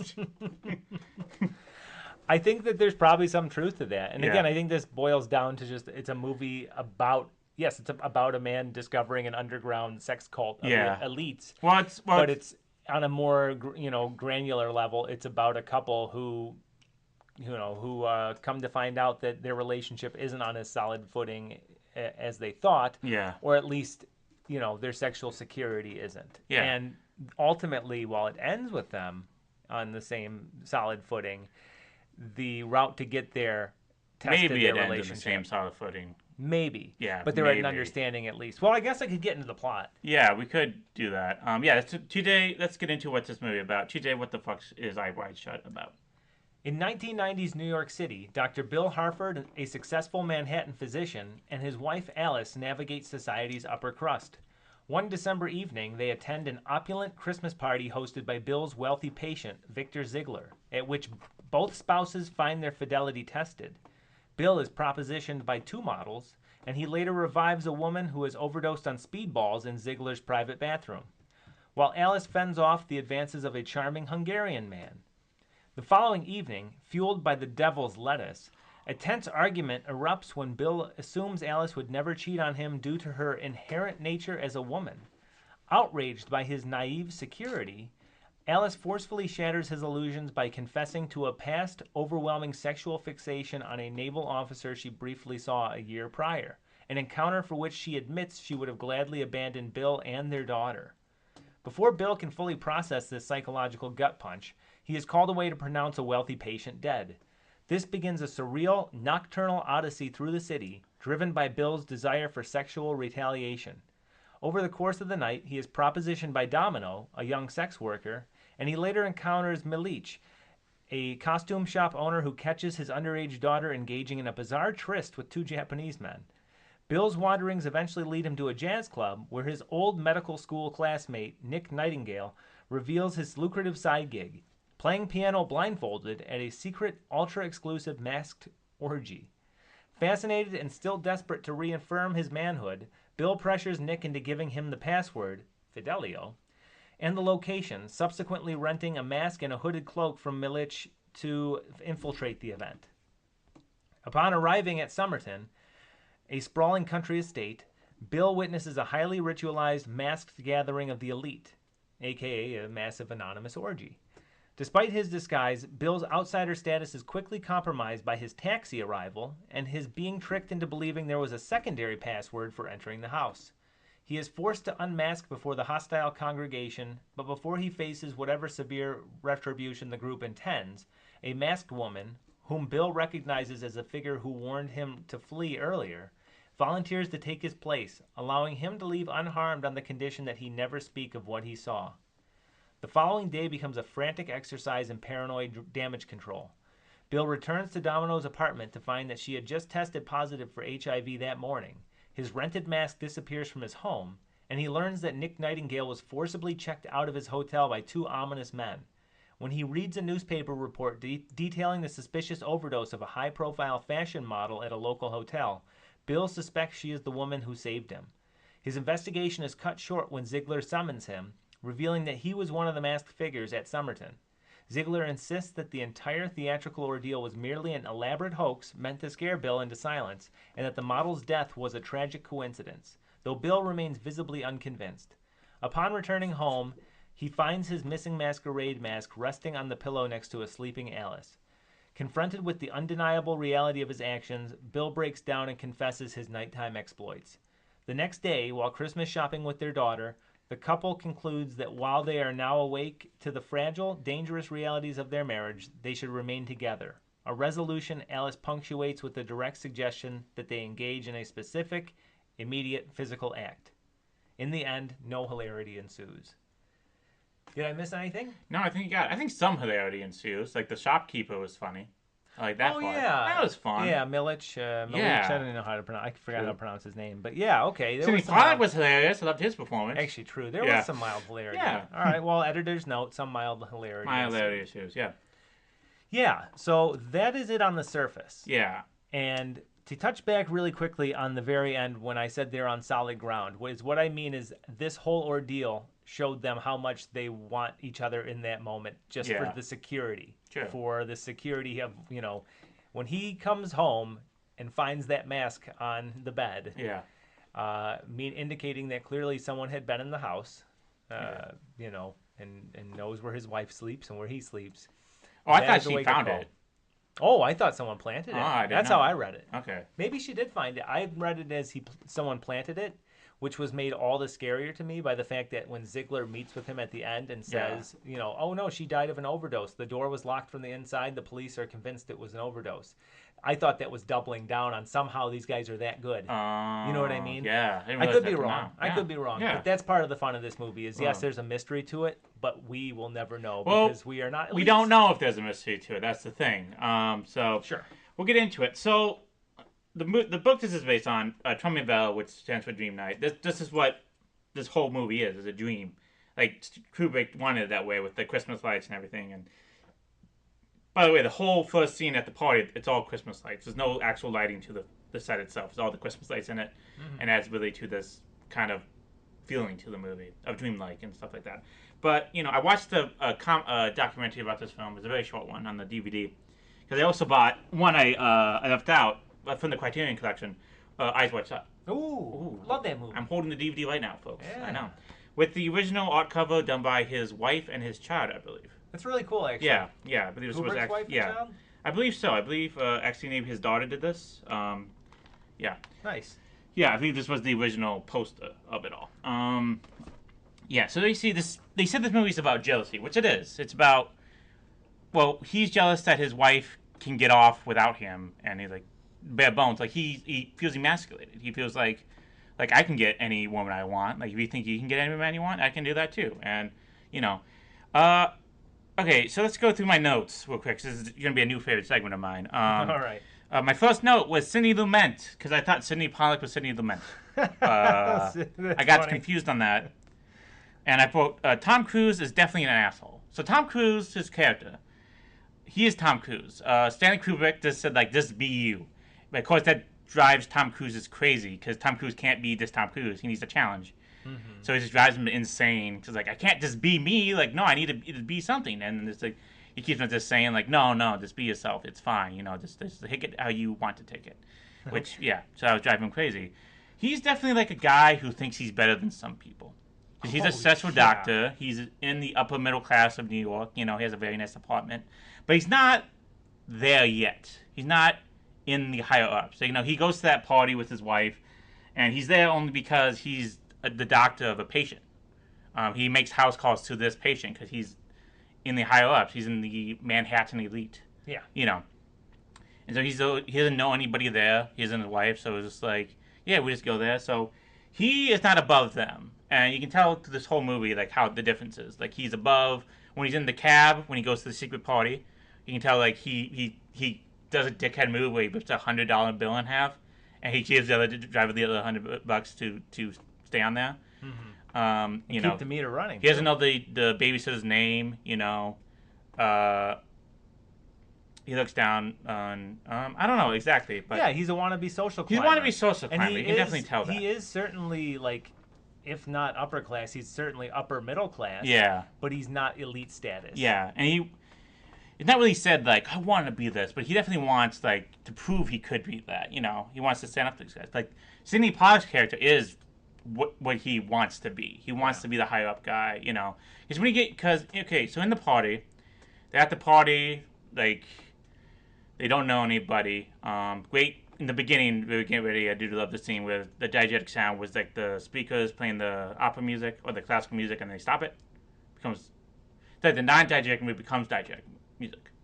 Mm-hmm. Yeah. So non-diegetic is the score of the movie. We can't the characters can't hear it, but diegetic is when the characters can't hear it. Sure. So that happens, and that's great. Also, loved it when Nicole Kidman went to the bathroom. Not in a pervy way. It's just we don't really see that. We don't just see people go to the bathroom in movies. Yeah, no, absolutely. It's an intimate look at this couple's Yeah. home life. Yeah. Yeah.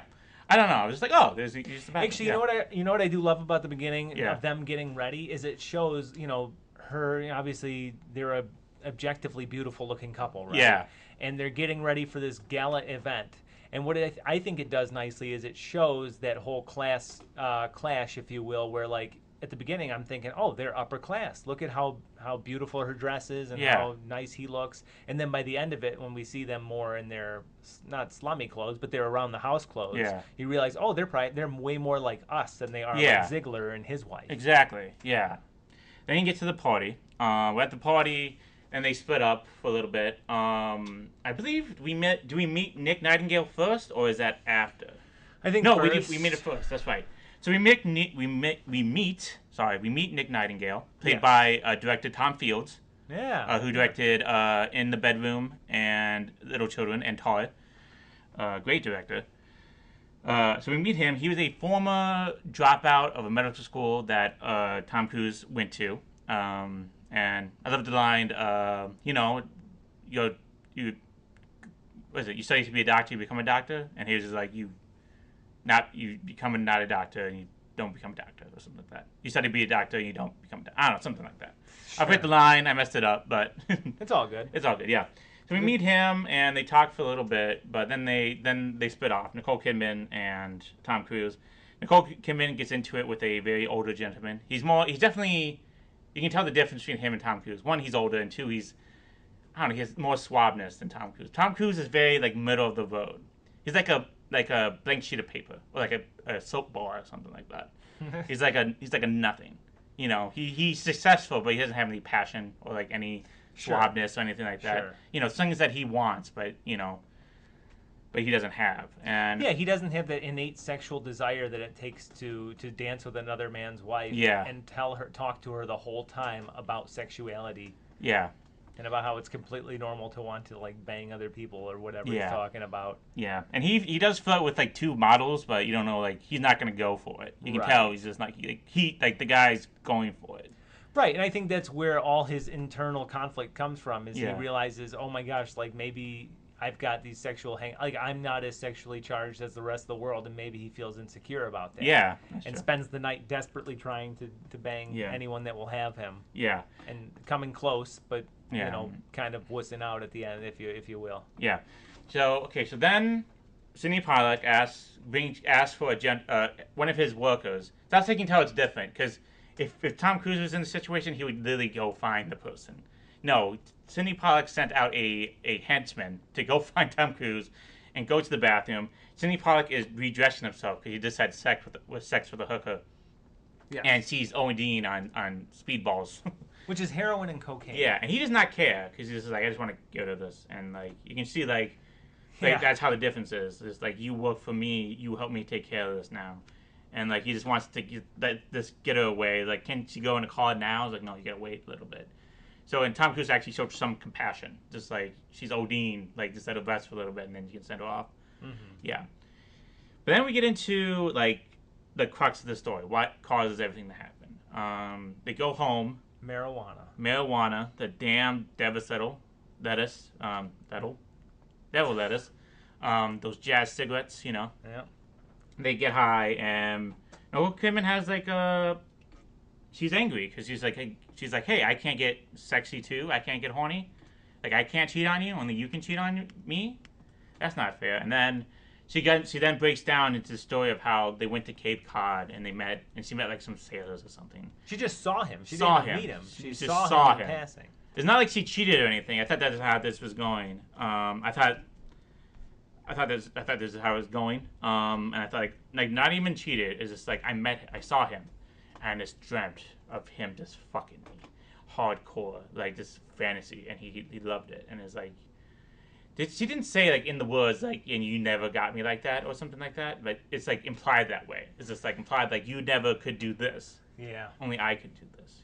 You don't arouse me sexually. Only like I can do that myself. So you're in a different, like he's in a different bracket, like socially and then sexually also. See, I read it as it's just they're familiar with one another. Like, they're shown having sex, so clearly they have an active sex life. Yeah. But it's kind of that allure of the unknown and just like you know. Like, I can do that too, not just you. You think you can fuck two models? Oh, No, right. I can fuck well, whoever yeah. I I mean, want. it's just human nature to you know, you're attracted to what you're attracted to, and you can be in a long-term relationship and still have someone catch your eye, right? Yeah. And I think that him saying, "Oh no, it's completely natural for women to more or less be a one-man." You know, have a one-man attraction. She shuts that down real quick. Yeah. And rightfully so.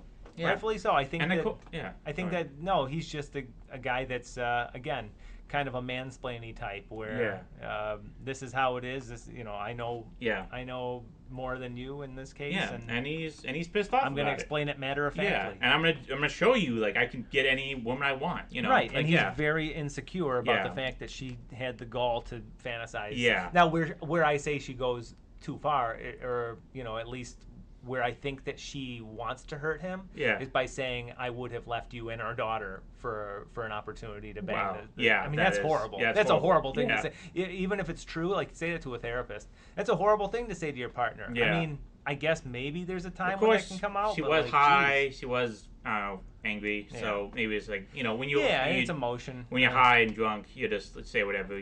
Sometimes you get angry, you just say whatever comes to mind. So it's a possibility of that. But yeah.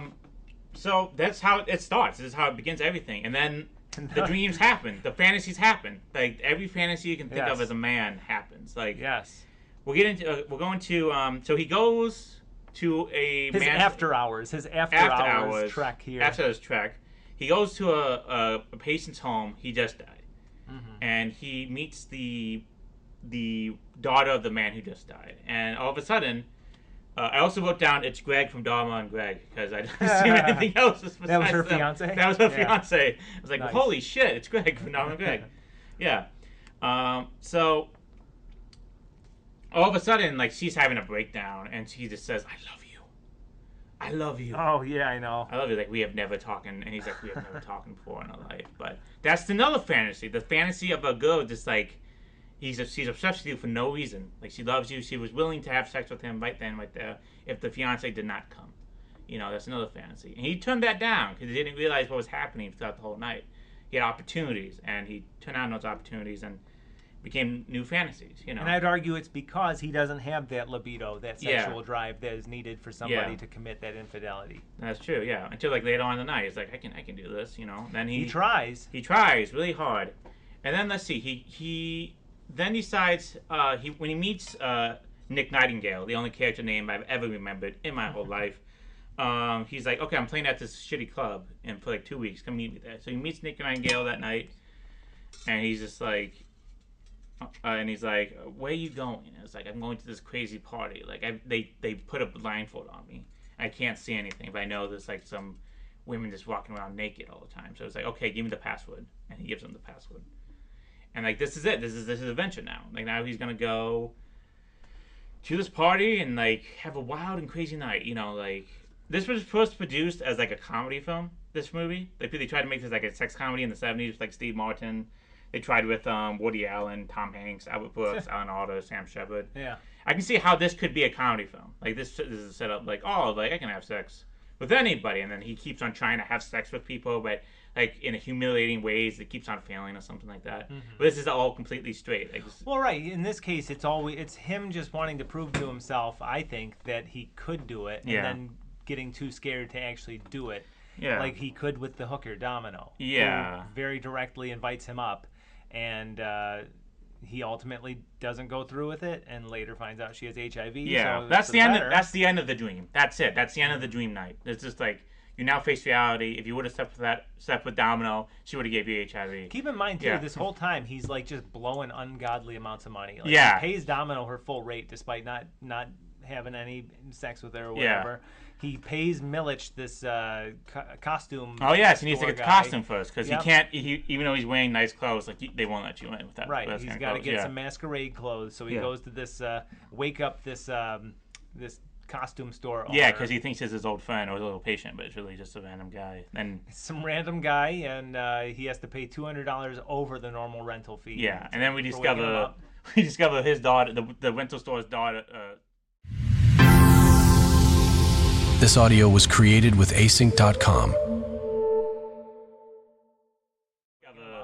We discover his daughter, the rental store's daughter, store owner's daughter, is having sex with two Asian men from out of town. Yep. And like you can see in her eyes, like she sees Tom Cruise is like, oh, like he looks cute, like he's gonna mess with him. That's another fantasy. The teenage, we don't really know how old she is, but she says that's a child when he screams at the two Japanese men and locks them in that room. So they call the cops. And so it's like, that's a child, but really she's jailbait to him, and like, you know, she whispers something in his ear, and like that's the other fantasy. Like he's like I can do this, but really he can't do this. Shades of Lolita, even. Yeah, like shades of Lolita. Like he can't do this. Like he can't be the guy that he wants to be. Like he can't be the secret club, the sex club guy. He can't do that. No. Right. And like, you know, like masculinity his masculinity is being challenged all the time. Like whenever those Yale jocks just came out of nowhere and just called them gay slurs all the time. Oh yeah, that's right. Yeah, I was wondering like, why is that in there? And then I listened to the podcast today about this movie, and I was like, oh yeah, because this whole movie is about how this challenging his masculinity. Yeah. And how like he can't be the guy that you're he not thinks a night guy. You're not a night guy. You're a day guy. You're a day guy. Which actually, real quick on my notes, I have this because this movie reminded me of After Hours, the Scorsese movie. Yes, it did. Yes, I actually did think about that at one point. And I had the same thought. How are these 9-to-5ers awake past 11? Like, how on earth are they able to do this? I'm watching them and I'm just like getting tired. Like, I could not imagine. I don't know. This guy has a child. 2 or 3 in the morning. Well, he's a doctor. He doesn't really like his job's not that physical, as we see through the scene. Oh, true, but it's where he's like this examining women. Which is also very weird. It was pointed out I did listen to the Blank Check episode about this movie. It is pointed out that all the women have like the same body type, which is actually really weird. Yes. Yeah. So yes, they're model-esque. The model-esque, all like that. You know, he checks like. I think that's important though, because my read on it is while he's sexual with his wife, who Nicole Kidman's a beautiful woman, I would argue she's got slightly different body makeup than these other women. She's tall. She's taller. Shit. Yep. It's more slender conventionally, right? Looks flexible. Yes, and a beautiful woman. Yeah. My read on it is, and it's not a challenge to his masculinity, but it's the fact that as a doctor, don't you think that seeing all these women all the time takes away the sexuality? Yeah, that could be it too. Yeah, because he's took the Hippocratic oath in that universe. And think about think about the famous orgy scene though. It's like. You can make an argument that it's sexy to some people, like a fetishistic way. But in my opinion, when you have, something so nefarious, presumably, and it's just so foreign and alien looking, is it really? I think Kubrick does a good job of showing this sex and not making it sexy. Yeah, I didn't think sexy when I thought. Okay, we'll get into it now. He goes to a secret sex party where, what's going on in the news right now, like Jeffrey Epstein thinks he's having, but really it's not like that at all. Whereas it's like a ceremony, and like there's like half naked, there's women who wear masks, and for some reason there's like a holy ceremony with like the fire goblet or something, and they're just having men, and it's just very raw, I would say sexual, but not in like a sexy way. It's just like people fucking, like fucking, sucking, doing whatever you like. If you think anything filthy, that's it. These are people with literal fuck you money. And it's not like everybody's having sex. Like they're just watching people have sex. Yep, it's just a hangout. It's not like the people who join this club are having. I don't even think the people who are members of this club are having sex there. I think they've hired people to have sex, and they are just watching. Or they're just dancing. Yeah, I did like the little dancing. That was nice. Yeah. They were just dancing. It looked a little fun. You might be right about that, too. Like, it could be a commentary on, like, these people have everything. And, like, nothing thrills them anymore, so they have to find new avenues. And, like, we kind of are all their playthings. Yeah. Right? So they're just watching. Because, like, the old... Like Sidney Pollack is a member of this club. And, like, the old in the 60s or 50s and stuff like that. Like, none of these people who are fucking are, like, old. They're all very young, athletic people. Like, they're just, like, playthings for the rich. So they're just watching them. Maybe they jerk off later, or maybe I don't know exactly. I can't really. I don't know what happens in weird, rich people sex parties. But. Well, no, but that's the whole point, though. Like, that's kind of what makes it so scary if you think about it. Yeah. It's just like that normal people like us can't conceptualize what thrill that these guys are getting from it. Yeah. You know what I mean? Like, yeah. is it a perverse pleasure in watching like people, people without their means? Do they each have their own woman or man, and they just say go have sex, and they just have sex knows? and watch? Like, I don't know. Who knows? They do dance, they do waltz, so I do appreciate that. So that's right. Yeah. It's like exactly. Of course, everybody who dances is naked, besides the people who are actual members of the society. Yeah. No, it's an interesting.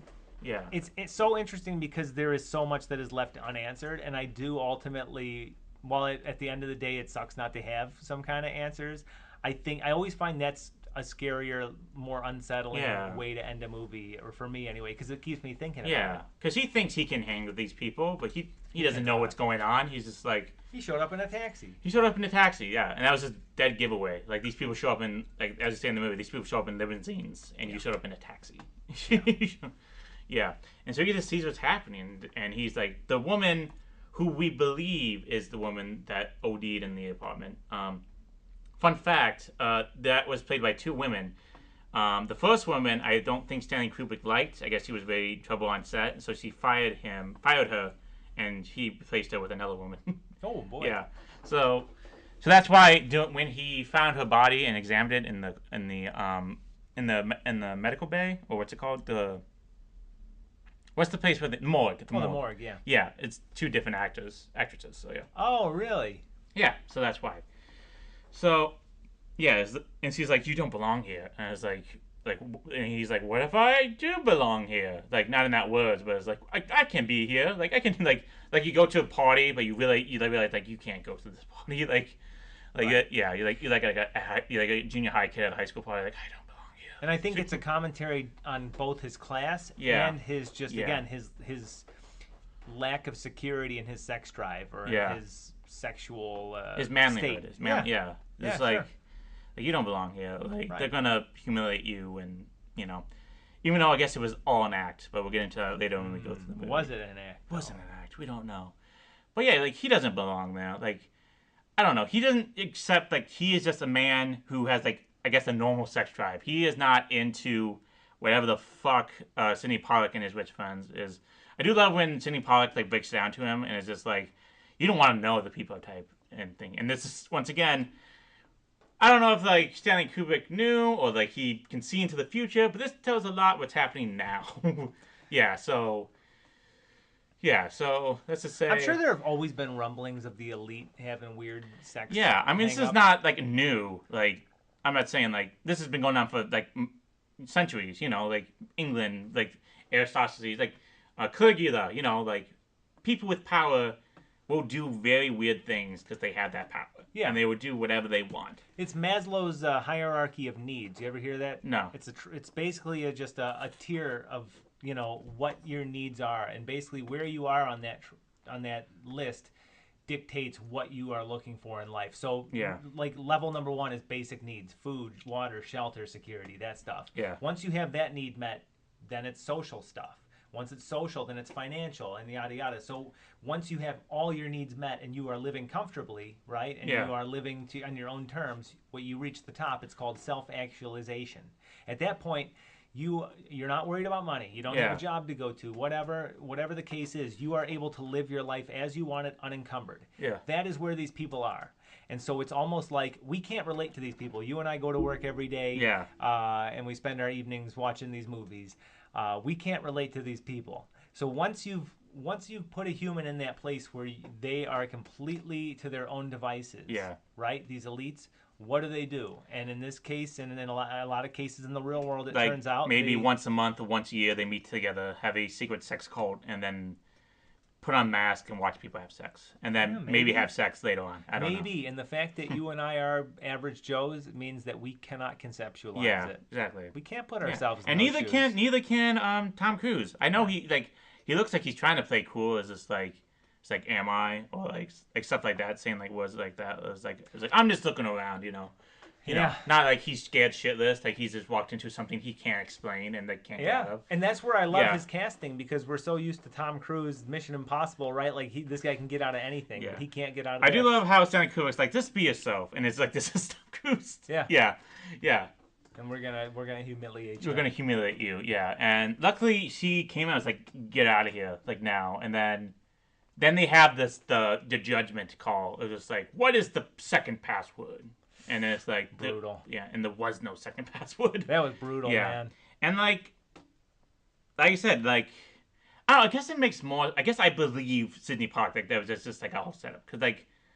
Who would do that? Like, even now, like who would have like a ceremony, like not a ceremony like that, but who would have like I don't know. Maybe they did do that. Like maybe it's not weird that they did that. Maybe it wasn't just all hoo-ha or whatever. It wasn't just theatrics. It was like, no, they actually do have, if they catch you, bad things will happen.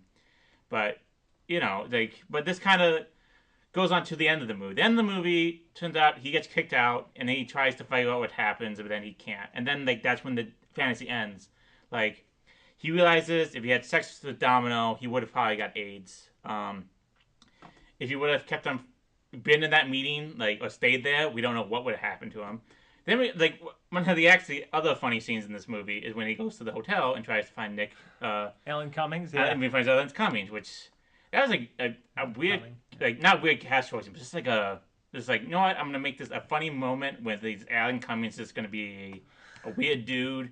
Who's clearly into Tom Cruise. Who's clearly into Tom Cruise and tries to flirt with him. Yeah, he's the hotel manager who details what happened to Nick Nightingale, how he was brought back to his hotel at 5 a.m. by two muscular, ominous men who forcibly checked him out. And I love how Alan Cummings like, oh no, nothing weird.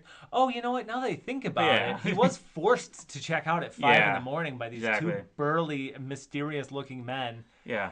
And I'm torn. I don't know if it was all a recital to mess with Tom Cruise or not, because it's completely feasible that they're like, hey, this bozo piano player gave away the fucking password. Yeah. Right? And then this model, hey, she's already a drug addict anyway. No one will, people will believe that that's how she died. Yeah. We don't actually do that. Really what we do is just watch people have sex and play cribbage all night. Right. So yeah, that's what we do, yeah.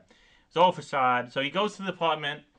He goes back to the house, and they're like, this is your second warning if you don't, because, truthfully, if all this was a facade, what would they have done? Like, what would they have done with the third warning? Would they actually do something?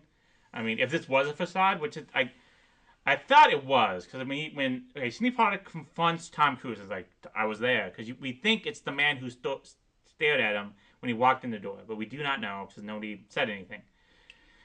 So, I like to think he was the guy doing the trial. I think he was that guy. Maybe? Yeah, I think he was. I don't know. There's no way to know. We forgot to mention, he goes back to his wife during that night. He goes back, and then the next day, he tries to find out what's happened. And then Nicole Kidman is having this dream. She's laughing, and he wakes her up, and he's like, what's going on? And it's like, I had this dream, this terrible dream. We were alone in the city. There's no one else. Vanilla Sky, basically, next 2 movies he's gonna do. But yeah, we were in this alone in the city. We were both naked, and then we were just having sex. But then all of a sudden we were in like this giant arena, and people just kept on laughing at us while we were having sex to discriminate his manhood even more. Yep. And also, I think put into his eyes like, was she there? Was she also there? Like is she part of this too? Because we don't know. So it's his mind like, what's happening? So he tries to figure it out. All this stuff happens, the dream ends. He finds out that the woman he would have slept with, would have dire consequences if he did. Sidney Pollack confronts him. It's like, this was all an act. None of this happened. And then he finds out the woman died who helped. The woman who he first helped died, but we didn't know that until we found out from Sidney Pollack. And it's like, was she the woman? And he was like, yes, he was the woman. And why is she dead? And I was like, we didn't do anything. Like, she would have died anyway. Mm-hmm. She would have died of a drug overdose. Like, she was locked from the inside. Now, when you said that, I'm like, how the fuck did you know that? I don't think that was in the paper. Do you think they would be on the paper, like the door was locked from the inside, and they could, no way they could have got in? He would have had to talk to the police otherwise. Yeah. And why would he talk to the police? Why police? did he talk to the police? Yeah, yeah. It's very interesting. That's what's so interesting about it is it makes sense both ways. Yeah. That it was just a ruse. Yeah. But it also Nick makes Nightingale sense. was fine. He's in Seattle with his 4 children and wife. Here's hoping. Yeah. Yeah. Beautiful city, Seattle. Beautiful city, yeah. Yeah. Yeah. And now, he has to accept it. This is it. There's no more fantasy. I can't go back. That was my Yeah. shot, and it's like I can't go back. Like, I think that's kind of a commentary on the official story, right? Yeah. If Tom Cruise goes out and says there's this sex cult and they killed this model and they killed this singer and whatnot, he's going to sound like a loony conspiracy now he theorist, could have gone right? deeper. He could have tried to find Nick Nightingale in Seattle, maybe. He could. That's But the he only, didn't do that. He was That's just the only like, place. See, now this is before social media, so it's Yeah. significantly harder. But True. you're right. That's the one he could have place. called Seattle directory and be like Nick Nightingale and stuff like that, but he didn't. He just. I think he knew to stop. Yeah, I think he just knew, like, I am not going to get anywhere with this. Like, no matter what, if I try to find answers, you know, even when he went back to the store to return the mask and everything, and then he sees the two Japanese men with the young daughter again, it's like, I thought you said you were going to call the cops. Like, we made an arrangement. So I guess the Japanese men paid him off. Oh, sure, and then like, he's offering her to Tom Cruise. Yeah, it's not like a fantasy. It's real, and like bad things are gonna happen to you, and bad things happen all the time. Mm-hmm. I don't think he thinks he lived in like an idyllic world, but I think he thought he lived in a world where like this maybe doesn't happen to him, or he doesn't see that, but now he's seeing that. Well, I think that he's learning the next morning when he finds out Domino's HIV positive and that this scumbag is like pimping his young daughter out. I think he learns, okay, you know what? Maybe I'm not some fucking Don Juan. But yeah, like, because I'm you don't also... want to pimp, you don't want to have sex with a teenage girl just like the father pimp out. No, you don't want to. But I think he's realizing like, okay, maybe I don't have this unsatiable libido, but is that really a bad thing? Yeah, and then he finally, when Sidney Pollack comes to, when he goes to Sidney Pollack, he's like, yeah, like, I shouldn't do this. And then he just, like, accepts it and goes back, discovers the mask is on the bed, either by Nicole Kidman or somebody else, and breaks down. And then the final happens, where it's just, like, Nicole Kidman forgives him, I guess. Even though, I guess they both really didn't do anything wrong. I mean, Tom Cruise did kiss Domino, but, like, there wasn't any physical play after that or anything. Right. He tried. Let's say he tried, but failed tremendously. And he's just like, and she's like, okay, I'm okay with it. Like, he's like, are you okay with it? Like, I guess I am. And it's like, I know now what we must do. We must now fuck. And I don't know, that's the whole base of the film. This whole film is basically them, I guess, rediscovering their sex life, or they're discovering, like, they can go further into it, I'm guessing. Sure. Yeah. I mean, in a weird way, this did make them closer, I think. Yeah. Like, yeah, maybe it's not, you know, it hurt. Yeah. But from pain comes growth oftentimes. It's true. Right? Yeah. And I think So I guess this is a happy ending, I'm guessing. I mean, this is the most happiest ending can be. One, you're not dead by a cabal of elite rich people who want to kill you because they're going to really say secret sex. You're going to tell everybody it's a secret sex club. So that's good. I think that the sooner you find out that your partner is human and has the same human urges, if not the exact same, but is prone to the same type of human urges as others, the quicker you can communicate about it and get past it. Yeah. You know, you don't have to be like a rich guy or you don't want to be like the guys up there. You want to be like you down here. Right. Yeah. Find security in who you are and don't present yourself as, you know, as otherwise. Yeah. It's okay to not be, you know, have that insatiable libido. It's okay not to live the fantasy. The fantasy is just a fantasy. Real life is real life. You know, that's basically what this whole movie is. It does give critiques to everything else, but that's basically what the movie is. Is it a happy ending? We'll see. You know, we don't know we'll without see. seeing what and comes it's like, next for him. It's like I love it when he said forever. It's like forever. It's like, so it's gonna end at any moment. Yeah, right. But he has to accept it because I don't think there's really anything else he could do because I don't think he's gonna cheat on her and then, you know. No, I think he's been scared straight to a degree. True. Yeah. So that's like the whole movie. About it. I still don't know what to think about it. Because do I think this is his greatest work? I don't know. Like, I feel like his greatest work must define something. And, you know, 2001 defined, you know, exploration, space, stuff like that. Changed the generation of filmmakers who saw it, you know. His critiques of the government and his critiques of the ruling class have done way better in other films, I would say. I mean, Barry Lyndon's a great example of that, where basically it's kind of, Barry Lyndon's kind of like this film. He's following an asshole around for the whole day. Yeah. It says Barry Lyndon's longer. He's following around for most of his life. Longer, yeah. You know, but is this like, people are saying like this is his greatest film. Do I feel that way? I feel like this is a good film. Is it did it make me feel like those other films would have made me feel? I don't think so. It didn't make me feel like Spartacus felt, even though Spartacus wasn't his idea or his authorship. I'm Spartacus. I'm Spartacus. I'm Spartacus. I'm Spartacus. I'm Spartacus. I'm Spartacus. I'm Spartacus. I'm Spartacus. I don't know. I do say this is a great way to this. I mean, even though he didn't mean to, this is a great send off to his career. I would say. Mm-hmm. Yeah, because his next film may have been 20 years. We may have had to wait another 20 years because it was. So we'll get into like the background of like how he got to here. He's been trying to make this film since the 70s. We don't know who exactly gave him the book of Arthur Schwarzenegger's Tom Novell. But people say it was Kirk Douglas. I think Kirk Douglas says it was Kirk Douglas on the set of like Paths of Glory or Spartacus. But he's been trying to make this since the 60s. As I said before, he's tried to make this into a sex comedy, but like the way he works is like he just throws the ideas that he has at writers, and he asks the writers to just figure it out. That's it. The guy who helped write this film, Frederick Raphael, is very successful. I think he has an Oscar for like Fall of the Man and Crown for a screenplay or something like that. Nice. And he explains like he does not want a partner. He just wants you to take his ideas and make it into a script. That's it. Yeah. That's all he wants. And so he just kept on throwing it at people just to see what happens. And when he can't find anything, he then goes on to different projects, and some of them should become Barry Lyndon. He's tried to make Napoleon. Mm-hmm. That's like his White Whale. Yeah. He's been trying to make a Napoleon movie forever. Jack Nicholson, right? Yeah, Jack Nicholson. It turns out he had a Rolodex of something. Not Rolodex, like a... You know those cards they have in like old libraries where like catalog. Card catalog. He had a huge card catalog of what Napoleon did every day of his life. Of every day. That's how like his obsession with research was. He would get people to research every single aspect of a person or a story or whatever and make it. Yeah. And so he'd been trying to make Napoleon. It took too long. It took decades and that didn't happen. And he tried to make another movie called he tried to make a World War II movie or like a Holocaust movie because that was like a next great, thing that's the next great thing people make movies about. Like, people make the war movie, people make the sex comedy, Like the thing he hasn't done. He was going to do, but then he made Full Metal Jacket. But that's not the reason he didn't do it. It was called what do they call Alien? It's called the Alien Tapes. That's why. It's about the alien papers, I think, something like that. Yeah.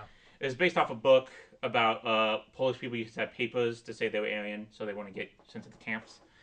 And he tried for years to get that made. The kid from Jurassic Park, he tried to get as the kid in the movie. Yeah, but it just took too long because I don't know, because he kept on just trying to make the perfectionist. Like, he would call the writer of the book and be like, there was a song in the book, like, what's the song? Tell me the song. And, like, he would do stuff like that. He would just keep on calling this author and be like, give me every single detail you can. He would do tons of research on Nazis and stuff like that. Mm-hmm. But he just, I don't know, his wife got pregnant, and then Schindler's List happened, and it's like he just couldn't make it anymore. Yeah, so, yeah. But like, for this movie, he's been trying to make this for years, and then he finally got in touch. And like, this was his free-flowingest movie. This is the one with like the least drama attached to it. Even though this took 400 days to make, which is the longest scheduled shooting period of any film of all time. That's the record. 400 straight days. So, but they lived in London because he doesn't film in New York. Right. Surprisingly, this is the only film he's like, just go to New York and film. I don't want to go. So, because he hates flying. So it's just like, I'm not going to go to New York. So. Yeah, he was just, like, very chill. He was very, like, Tom Cruise. Sure, he was insane, but he respected Stanley Kubrick, because Stanley Kubrick, you gotta respect him. Yeah, even though in the past, he's not had great relationships with some of his actors. I think, didn't he fight Ryan O'Neal a lot, or something like that? I don't remember us talking about that, but I do know, obviously, the famous one is Shelley Duvall. Shelley Duvall. But she also has come out to defend him. Yeah. Say, he pushed me to my brink, but she also understood that he was just a perfectionist. That was the role. He's like, you got to be so terrified. Yeah. Unfortunately. But also, she's fought with many other people, such as the writer of Spartacus, Kirk Douglas himself. He's fought with many other people because he's a perfectionist. Yeah, he wants everything to be exactly the way he wants it to be. But he was like very free throwing. He told Nicole Kidman when there were the intercut scenes of her having sex with the sailor in fantasy mode. He told her, like, any scenes you don't want, I will cut. Wow. you control this. Yeah. Yeah, that's good on him. I think it's age and mellowing out. Yeah. He's still. They just lived in London for like 2 years, rented a house and stuff like that. It was just like it feels like this is the most most chill production ever. It still took a while, but that's because he just does what he wants to do. But I don't think he yelled at people. He didn't scare some people to death or something like that. He was just like, take your time. If we don't. This audio was created with async.com. Scares some people to death or something like that. He was just like, take your time. If we don't get it, we'll do it again. And so it just maybe when it's good. I mean, when you're dealing with dreaminess, you can experiment more. So maybe there was a little more of that. And also, he was in his 60s. Maybe he cooled down a lot more. That's what I'm saying. I think Full Metal Jacket really that's probably really famous one that tested a lot of people's limits. Because I know Vincent D'Onofrio had a hard time on that one. He gained 70 pounds just to do the role, and I don't know. Maybe Matthew Modine and him did not see that eye a lot, but I can see that. I can see some actors from that. Because it's grueling to film on these sets. I mean, luckily, he didn't have to do the whole Full Metal Jacket where he had to do battles and stuff like that. It was just, but it's. I mean, it doesn't show New York at all. You know it's New York, but basically it's just a block of New York. You don't see Statue of Liberty or something like that. It doesn't celebrate the city like all New York films do. Mm-hmm. It's you're in a small block and you go drive out to New Jersey or something, and you just come back. That's it. So it wasn't major epic. The only major scene was the sex club scene. That's it. That was the only thing. And I think that mansion has been used in other films before. I do not know, but I'm pretty sure I've seen that mansion somewhere else before. It's a cool looking mansion. That is true. You have to admit. Yeah. Because maybe that's why. Because it wasn't really it wasn't like a Spartacus where you had to film armies of people fighting in battle. Yeah, it's not legit. No, I think it's exactly what we said. He probably was mellowed out. Yeah, he didn't have to film during the daylight of this to get. He didn't have to fly to New York. He didn't have to fly to New York. He didn't have to film during the daylight just to film. He didn't have to light a million candles. He used Christmas lights to light everything.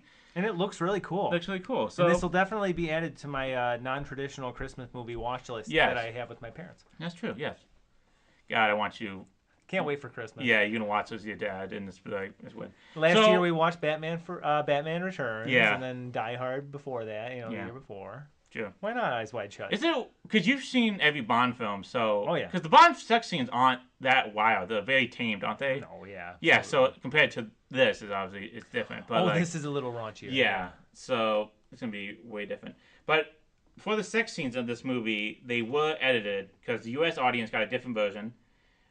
They put models, digitally animated models, onto the screen so they black out some of the sex. What? Yeah, so we got a different version, so that's why people were confused by it and upset by it. Just you blocked half of the thing, so that's why people were pissed off because you didn't he died, so he couldn't say anything. So you just added something to his film that he didn't want. And he very famously edits movies until the day he dies. He was still editing. According to Tom Cruise, at one point, apparently he was still working on The Shining on the set of Eyes Wide Shut, just fine tuning shit. Oh really? Oh yeah. And you know what's funny? My Blu-ray set that I watched this off of is European. Ah. So I got to see you got all the TV. And luckily the Criterion. I know it sounds like we're sponsored by Criterion, but we are not. We're not sponsored by anybody. We will be though, hopefully. Maybe, yeah. Come on, BetterHelp. No, I'm just kidding. Take our data, yeah. Yeah, that's right. Luckily, the Criterion did give me the European version, so I saw everything. So fantastic. Good. Good for you. That was good. But like I said, when this came out, this was very polarizing. Does not get the best reviews. It was very mixed. People said it was boring. People said it was outlandish. Some people say it was crude because of the sex and everything like that. But the reception to this was, some of it was really good. Ebert gave it 3.5 stars. Oh, wow, cool. Yeah. He says, quote, Stanley Kubrick's Eyes Wide Shut is like an erotic daydream about chances missed and opportunities avoided. For its hero who spends 2 nights wandering in the sexual underworld, it's all foreplay. He never actually has sex. Mm-hmm. But he dances close and holds his hand in the flame. Why does he do this? The easy answer is that his wife had made him jealous. Yes. Another possibility is the story she tells inflames his rather torpid imagination. Yeah. Yeah, that's exactly the movie. Right. Yeah, that's it. Yeah. It's very succinctly put. Yeah. Gotcha. I wonder what movie he would have done next if he was alive. AI, I guess. Yes, of course. Yeah, of course, AI. But he gave that to Steven Spielberg, so it was in good even hands. After that, yeah. It was in good hands. That's true. I think he went out on a high note. Yeah, it's true. I mean, this has now been revived as one of his best Well, work. that's so the thing. A hallmark of a Kubrick movie is it's not liked when it comes out. People No. didn't like The Shining. People didn't like Full Metal Jacket. People No. didn't like 2001 even. It took a hippie movement to make yeah, that, true, yeah. to make Steven that a Spielberg thing. said like he saw it with like a bunch of classmates and stuff. You people think getting traditional contemporary film critics like The Clockwork Orange? high. Probably No, not. Definitely not. I mean, it was Spark- nominated. I think it was nominated for Best Picture. Okay, well, that's the Academy. Yeah. I'm talking about like the stuffy New York Times writers of the time. Yeah. I bet you they didn't. I could be wrong, but like it was a far cry from like the more traditional stuff like Spartacus, which again wasn't his auteur. It wasn't his Yeah, it wasn't vision his vision, entirely. yeah. You know, The Killing, Paths of Glory were excellent, but those were the ones that he had to prove himself as a technical wizard, right? Before breaking into showing his weird off, Yeah. you know. Yeah. I think that's kind of like a green flag that it wasn't liked when it came out. Yeah. Can I get to my final thoughts? Yeah, perhaps? sure, go ahead. Just segue there. Yeah. No, it's not my favorite Kubrick movie. Probably not even like close. I think I The Shining is probably just my favorite. It's like one of my favorite top five favorite movies of all time. I can watch it basically anytime, and it's just a kind of a beautiful piece of art despite its subject matter. Yeah. It's so interesting to look at and just like haunting in a beautiful way to me. Always leaves me thinking about it more. I probably really liked which one was it that I just, oh my gosh, I'm like losing my 2001? mind here. 2001 I probably liked better just as a piece of art. Dr. Strangelove for sure. Yeah. I think I liked much better. Maybe Spartacus as well. Yeah. Paths of Glory and The Killing are so weird to me because I almost don't consider them like in the same ballpark because they were in a different era. Yeah, Paths of Glory was they're like, so well, good. The Killing was like his like I am now here, and then Paths of Glory was like his like I am now like a master director. Right. I can now do this Right. easily. So I'm Yes. like Paths of Glory, that's my calling card.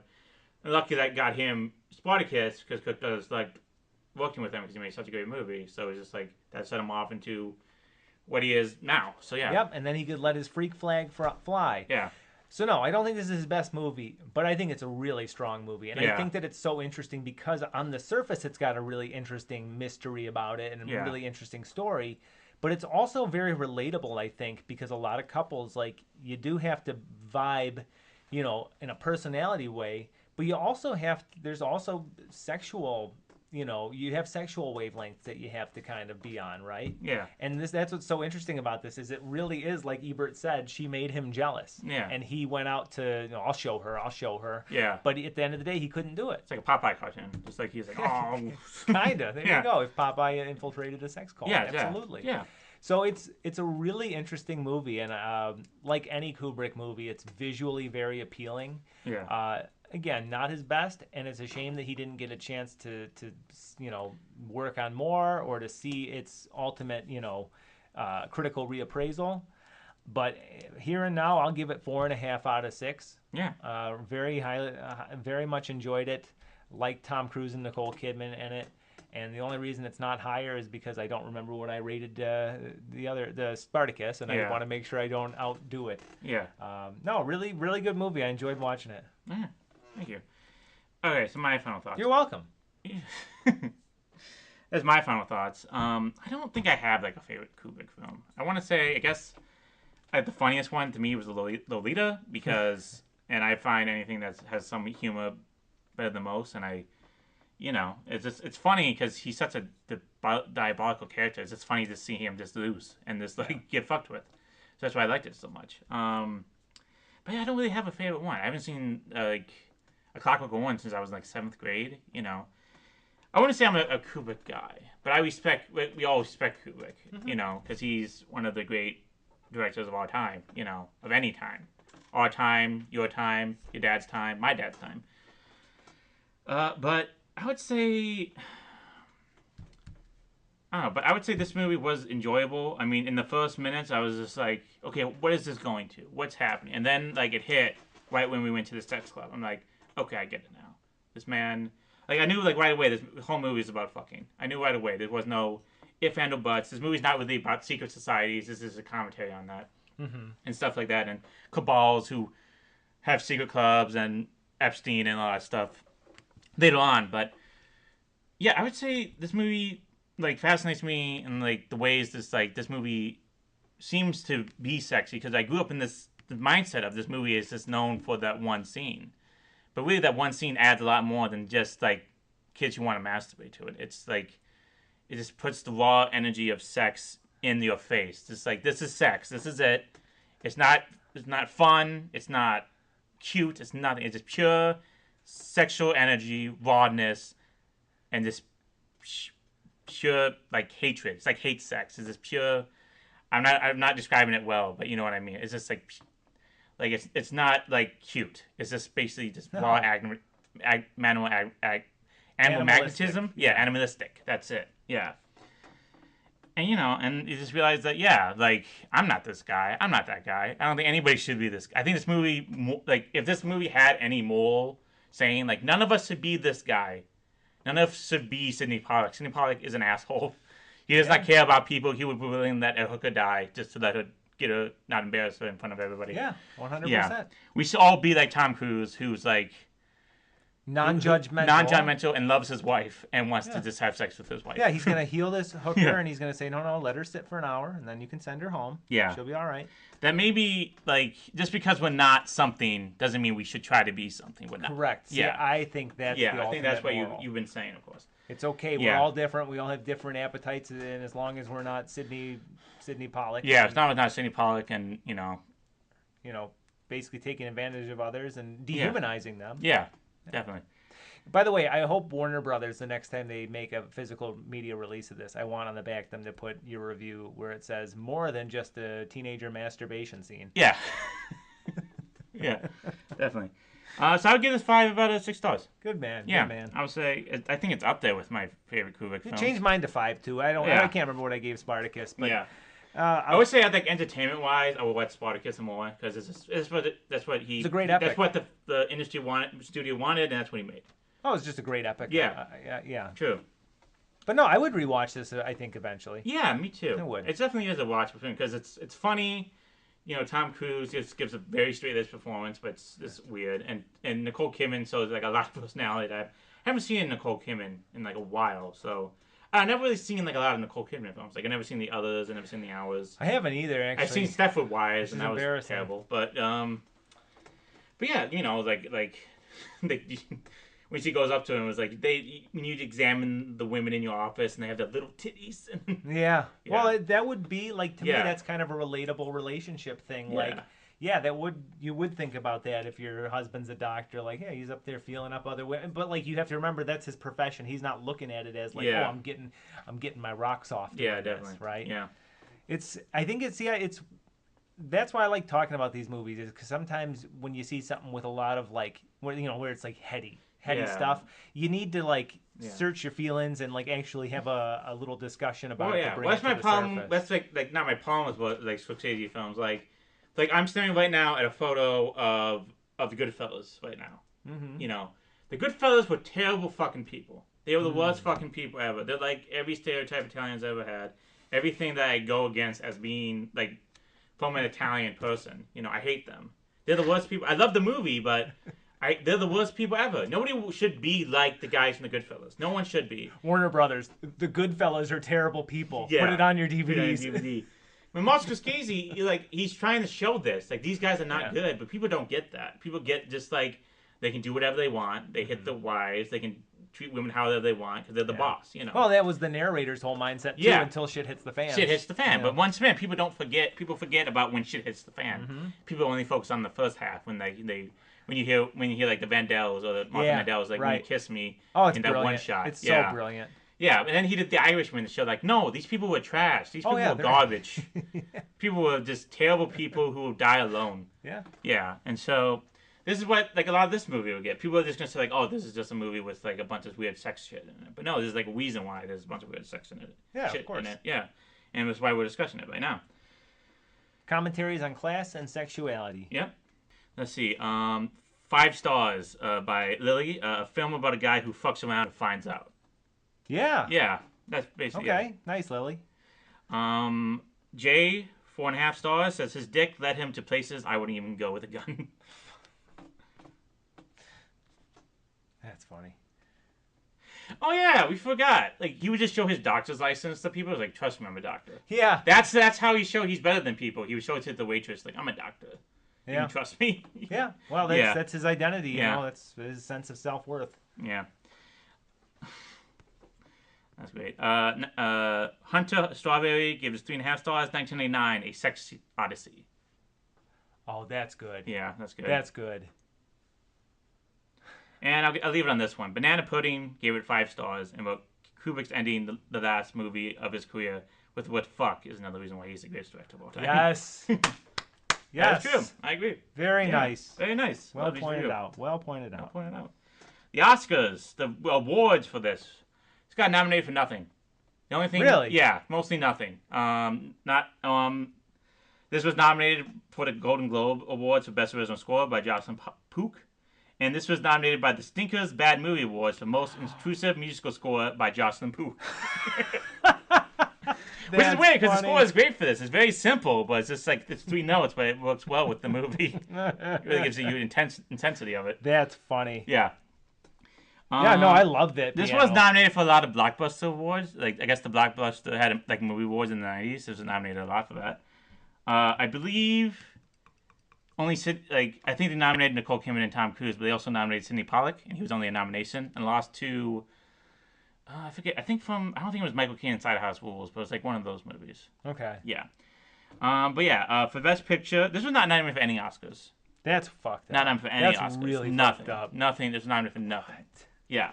Of course, once again, mixed reviews. People didn't think I guess it was good enough or stuff But like goddamn, that. The Shape of Water won up a whole bunch of stuff, man. 1999 is considered one of the best years for films, but this Best Picture is, it's kind of shit, to be honest with you. It's Armageddon. It's so Best Picture that year was American Beauty, which is a It's a film good I movie. saw, which is very like, It's a good movie, I think. that's definitely a film I watched when I was like 15. I was like, this is art. Talk Lolita. My mom didn't like that wouldn't let me watch it, and I watched it, and I was like, Kino. and she said, "This is stupid." I was like, "How do you know it won Best Picture?" And I'm just like, "Oh, I'm an idiot." She's like, "It's Yeah.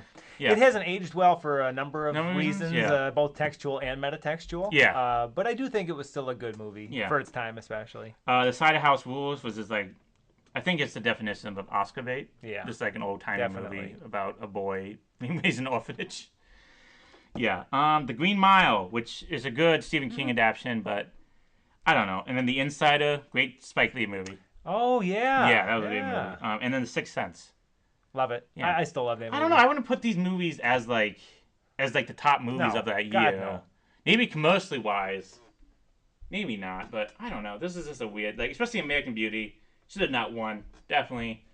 Kevin it should have Spacey been like was this, riding a it high should have been there. like The Insider. You should just give it to Spike Lee. If this is the only things we can do, just give it to Spike Lee.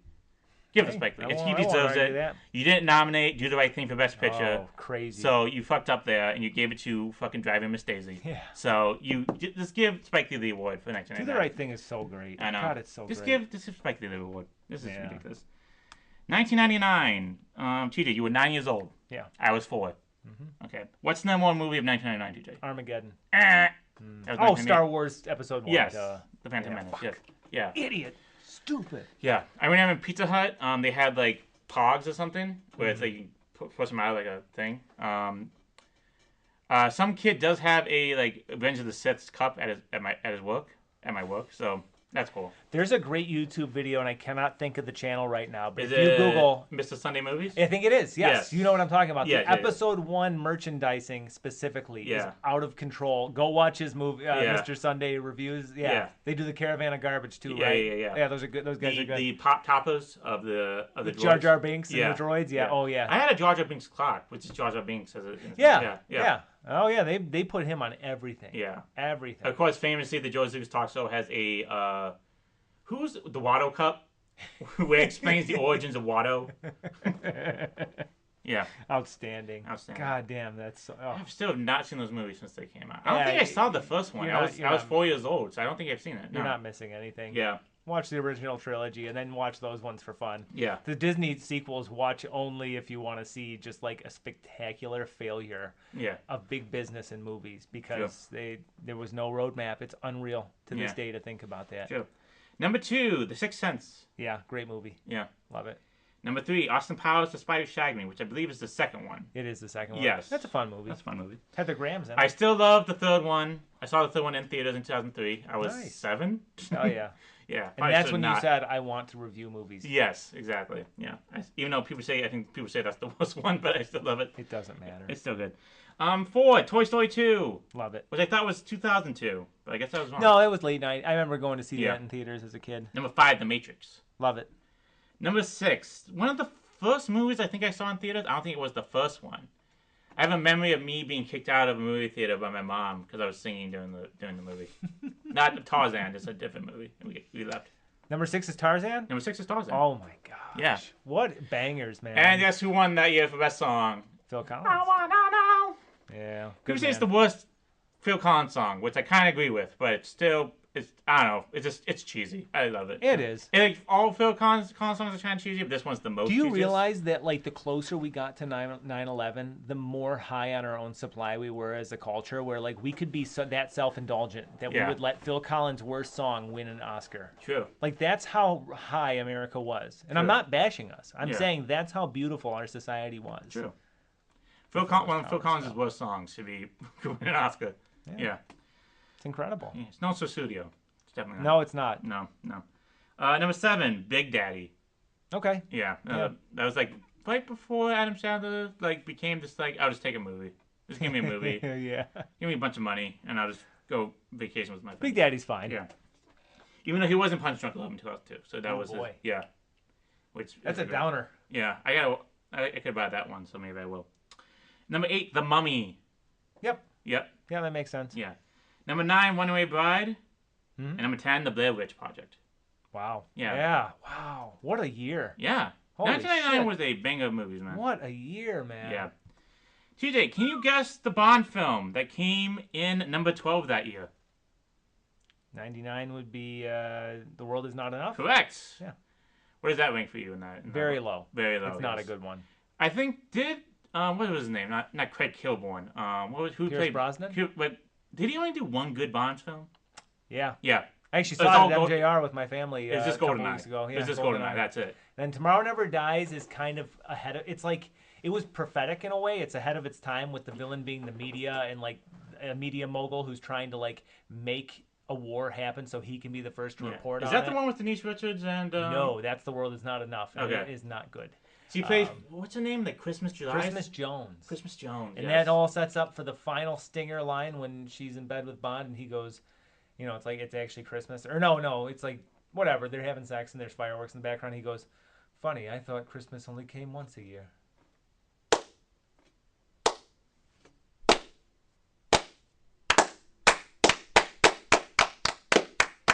Yes. Great lighting. It really is. I love it, yeah. But no, it's not. It does not rank high on my list. Tomorrow Never Dies is Halle Berry, though, right? Yeah. Okay, No. no. Die Another Day. Die Another Day. Michelle Yeoh is in Tomorrow Never Dies. Tomorrow Never Dies, okay. Yeah. And wait, which one has the girl who plays Phoenix? Who plays GoldenEye. Jean Grey. Jean Grey, yeah. That's when GoldenEye. she can squeeze her leg so tight it kills a man. Yep. And that's Alan Cummings too, correct? Yes. Yes. Two okay. X-Men. Yeah. Yeah. Xenia Onatopp. Yeah. Okay. Yes. Well, that was our review of Eyes Wide Shut. That's almost it for the season. We've done season 6. Yes. I Yes. think we said it's 6. It's 6, yeah. This So time we'll it'll be wrap it with our mini-sode next. Yes, so next time where we rank these movies, I'll give you a hint. My top movie Has Martin Short in it. It's Martin Short in it. Yes, it's Martin Short in it. Yeah, it's true. It does. I hope you enjoyed our podcast. This is the longest one we've ever done. I think it's reached 2 hours now. Let's see if it stays that way in the editing bay. We're on Spotify, we're on YouTube, and we're on SoundCloud. If you like us, please follow us and subscribe. Do whatever you need to do to get this podcast to reach 1 million subscribers. I don't even know how many subscribers we have right now. To people who are listening to us, thank you for still listening somehow. I love it. If you all just my family, thank you. I appreciate that. Thanks, Mo's family. Thanks, Mo's family. Yes, thanks, my family. But thanks for listening, guys. Hope you enjoyed it. But I guess we gotta go. So I'm Mo, and Wait, where can they find us? oh yeah, wait, I already said that. You did? Yeah. Oh, I wasn't paying attention. Oh, you should have. You're Mo. I'm Mo, and and I endorse all speedball activity. Oh, God. Yeah. You got to put a disclaimer on this. Yeah. And I'm TJ, and I'm going to start a viral eyes wide shut driving home TikTok trend. Oh, that's good. That's a good thing. That's the thing. Okay, guys. See you next time. Adios. Let's have Bob and Mitchum play us out. Bye. Goodbye. Bye.